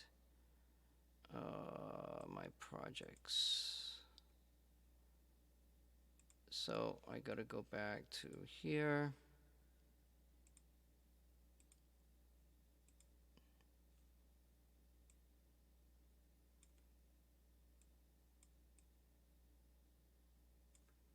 So we're calibrating is what we're doing. We are calibrating software. All right. Let's open that file. Documents. My projects, audio, pick 1A waveform. Yeah. That's a problem.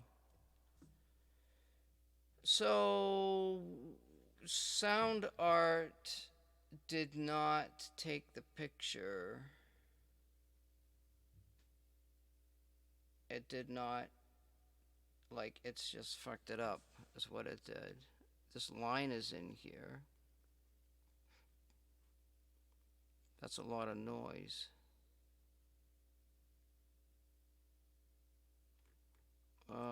Let's see. Let's take this off. Let's open up Audacity.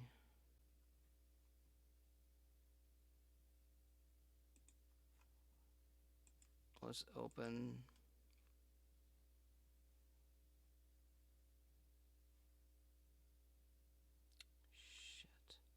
audio programs.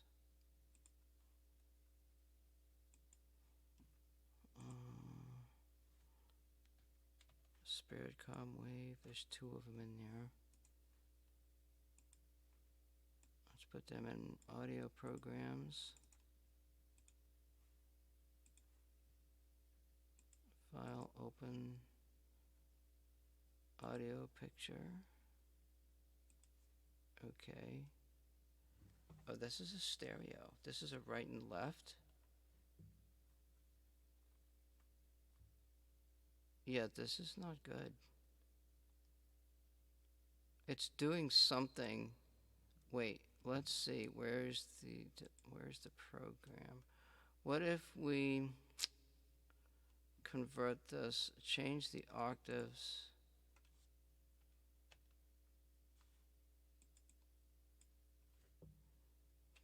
Let's change. What the fuck? Why can't I?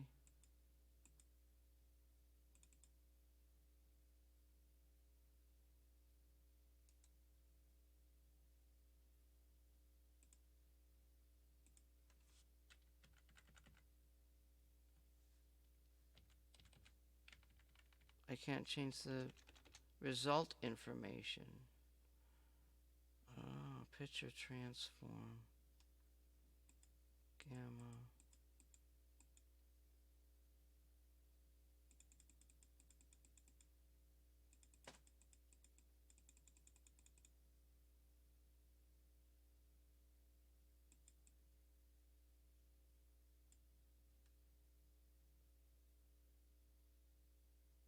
Gamma negative.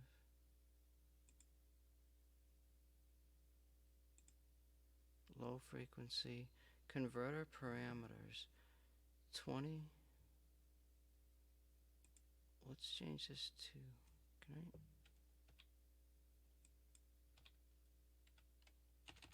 100.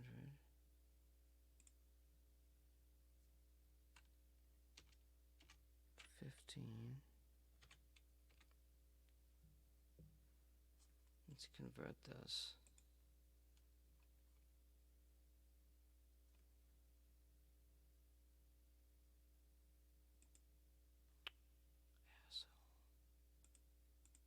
I'll have to change this number to 100 to 15.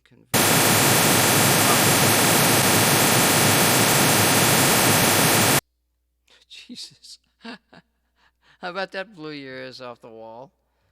Yeah, that did not sound good. Let's open another file again. Oh, shit, I'm just gonna go over here.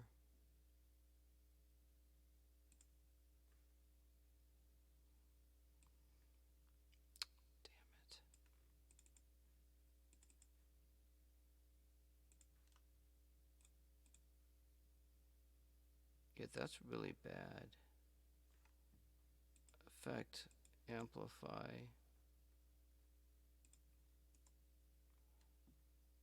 Edit.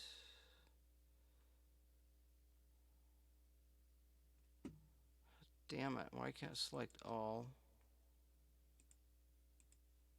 Let's crank that level down about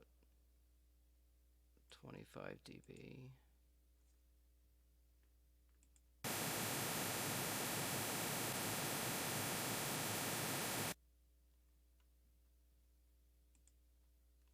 Let's do a spectrogram.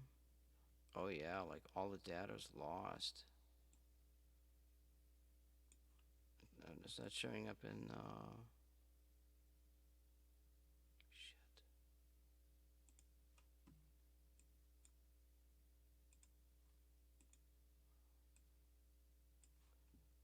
This is what it looks like after I redid that.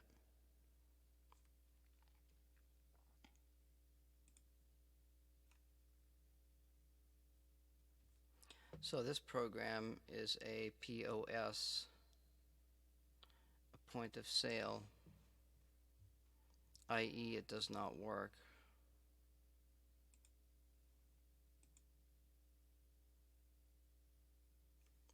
Let's open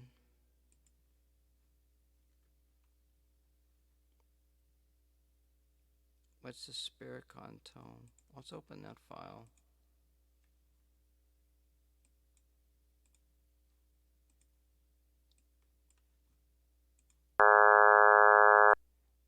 Wait, I need a spectrogram.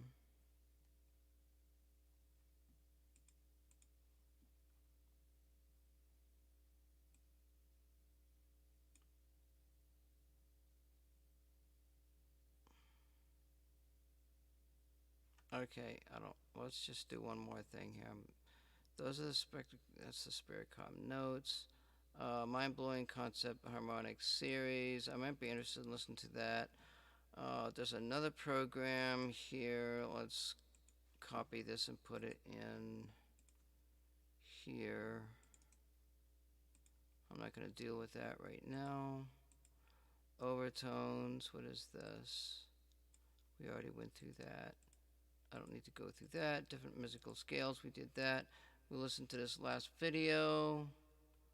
I streamed too much on here. Let me go back here. So we're gonna do, we're gonna go to YouTube. And we want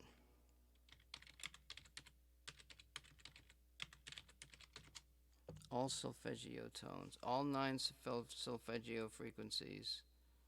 That's what? An hour and 21 minutes.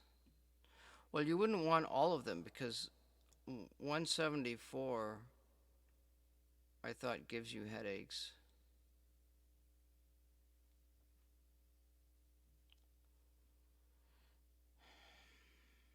These effing ads. Oh, you're seeing these ads too, aren't you?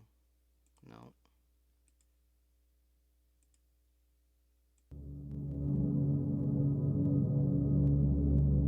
Yeah, they got other shit going on in there. They're playing other music in the background. For effing stupid.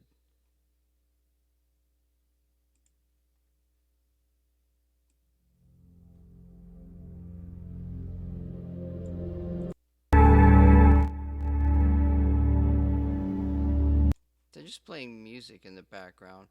There's so much clickbait SHIT on YouTube that it is just impossible to do anything with. You can't trust anything on this freaking shit that's on there. What else we got running? Everything is shut down. Let's just go ahead and we're going to grab that website. We'll go to YouTube.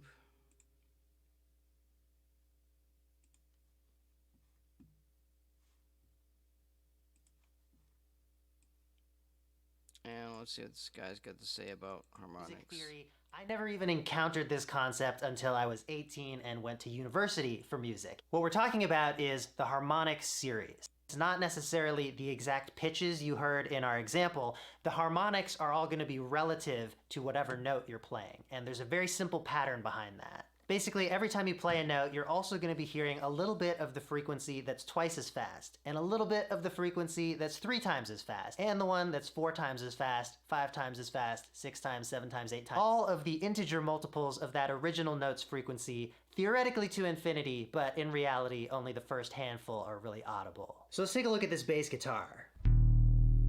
The whole length of this string is vibrating, and that's what determines what note we hear, but it's also simultaneously vibrating in other modes. Here's a little diagram to illustrate. So you've got the main loudest note that you hear, the fundamental, and that is vibrating the whole length of the string. So if you picture this string wobbling back and forth, that wave is traveling all the way down the length of the string and all the way back. What we're also hearing, quieter, is the integer multiples of that wave. So we're hearing the wave that's twice as fast, and we're hearing the wave that's 3 times as fast, and so on. The same kind of thing happens in wind instruments where it's a certain length column of air that's resonating.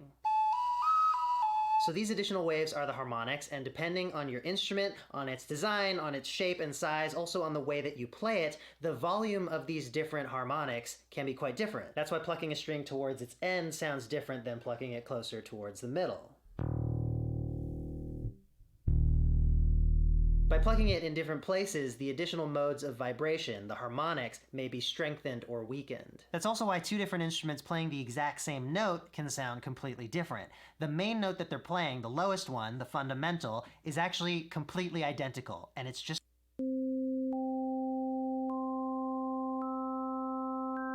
That means that any... Let's quickly hop back into Ableton here. I've got the operator synth open, which is an FM synth, but it also lets you do what's called additive synthesis, which is adding sine waves together. So let's play a C, and it's just going to do a sine wave here. Now what operator lets you do here in this kind of graph-looking area is add individually any of the first 64 harmonics. So I'm going to hold down this note, and then I'll add the first few overtones, and you can hear what that sounds like.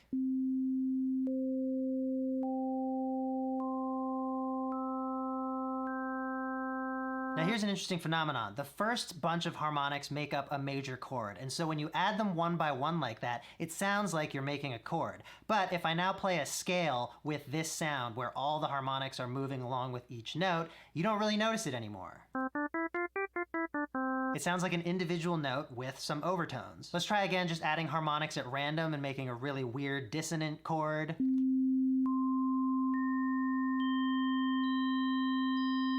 Like, that doesn't seem to sound good when you're just listening to the sine waves individually being added on. But if you, again, play a melody with it, it just sounds like a synth with a particular timbre. So using different combinations of harmonics is one way that, through synthesis, we can approximate real-world instruments. That's like kind of trumpety, obviously would need a bit more work, but you can hear the beginnings of that. What if we have vibration that's 3 times as fast as that, is the G above that. 4 times faster is another C, 5 times faster is an E, and so on. So first we're going up by an octave, and then from that note we're going up by a fifth, From there up by a fourth, then a major third, a minor third, another minor third, and then switching clefs here, we go up a major second, major second, major second. So for instance, if we play a C, look at how many C overtones we have. If we play an E with a C, well, there's a bunch of E's in the overtone series on C. And then in the overtone series on E, there's gonna be all those E octaves. So you've got a lot of alignment that sounds good to us. And the reason why these intervals sound good together is because our ears are doing math. An octave is two notes vibrating at a 2-to-1 ratio.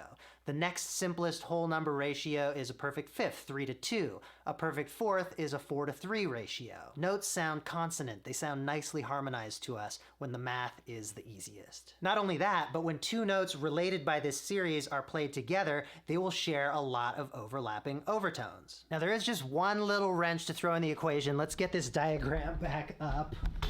To see these numbers across the top, those represent how many cents sharp or flat the notes underneath them are compared to equal temperament.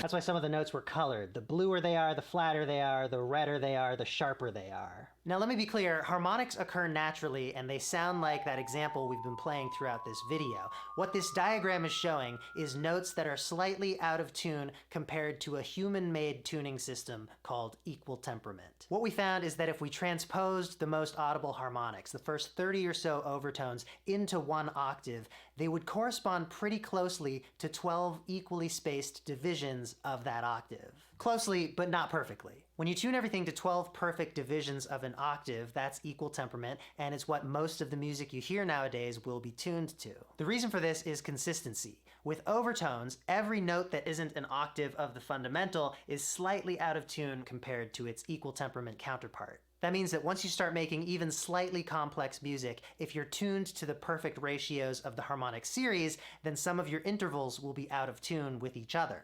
For instance, let's look at the first major thirds that occur in the harmonic series on C. We have a C to an E here, so the fourth and fifth harmonics, a 5-to-4 ratio. The C is perfectly in tune because it's an octave of the fundamental. The E, though, is 14 cents flat compared to what it would be in equal temperament. Let's have a listen to the subtle difference between these two thirds. Yeah, that's not a subtle difference, okay, bub?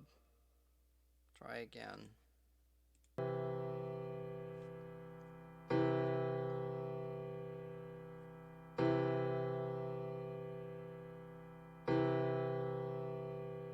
The next major third is this B flat going to this D.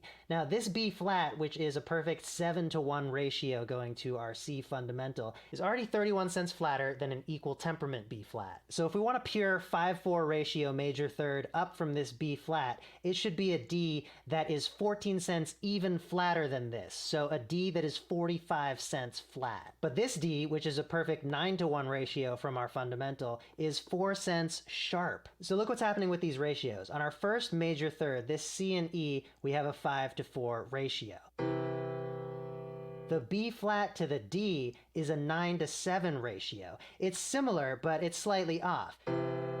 Slightly? If it were 10-to-8, of course, it would be perfect because that's an exact doubling of 5-to-4. And as you can see here on our 8th and 10th harmonics, we again have that C and E. So if you were writing a piece that went from a C major chord to a B flat major chord, you would have two different sounding major thirds there. You'd also have a completely different interval moving the whole tone from the B flat to the C, where the first note is 31 cents flat, than you would moving from the C to the D, also a whole tone, but the second note is 4 cents sharp. Equal temperament divides the octave equally so that every whole tone is the same as every other whole tone. Any given major third is the same spacing as any other major third. It's a tuning system of compromise so that every possible interval or chord change in any key sounds equally in tune, or depending on how you want to look at it, equally out of tune. Well, and now that I've made this video, I realize why so many music programs probably skip over it, because it just opens so many cans of worms. Now I feel like I gotta explain how much we're culturally trained to hear. Yeah. Huh. Seriously. That's my mail thing. I got logged out. Well, anyway, that's enough of that stuff on musical tones and magnetic and electric processes and transducers and me opening up my own can of worms describing my intentions of what I'm doing. Yep.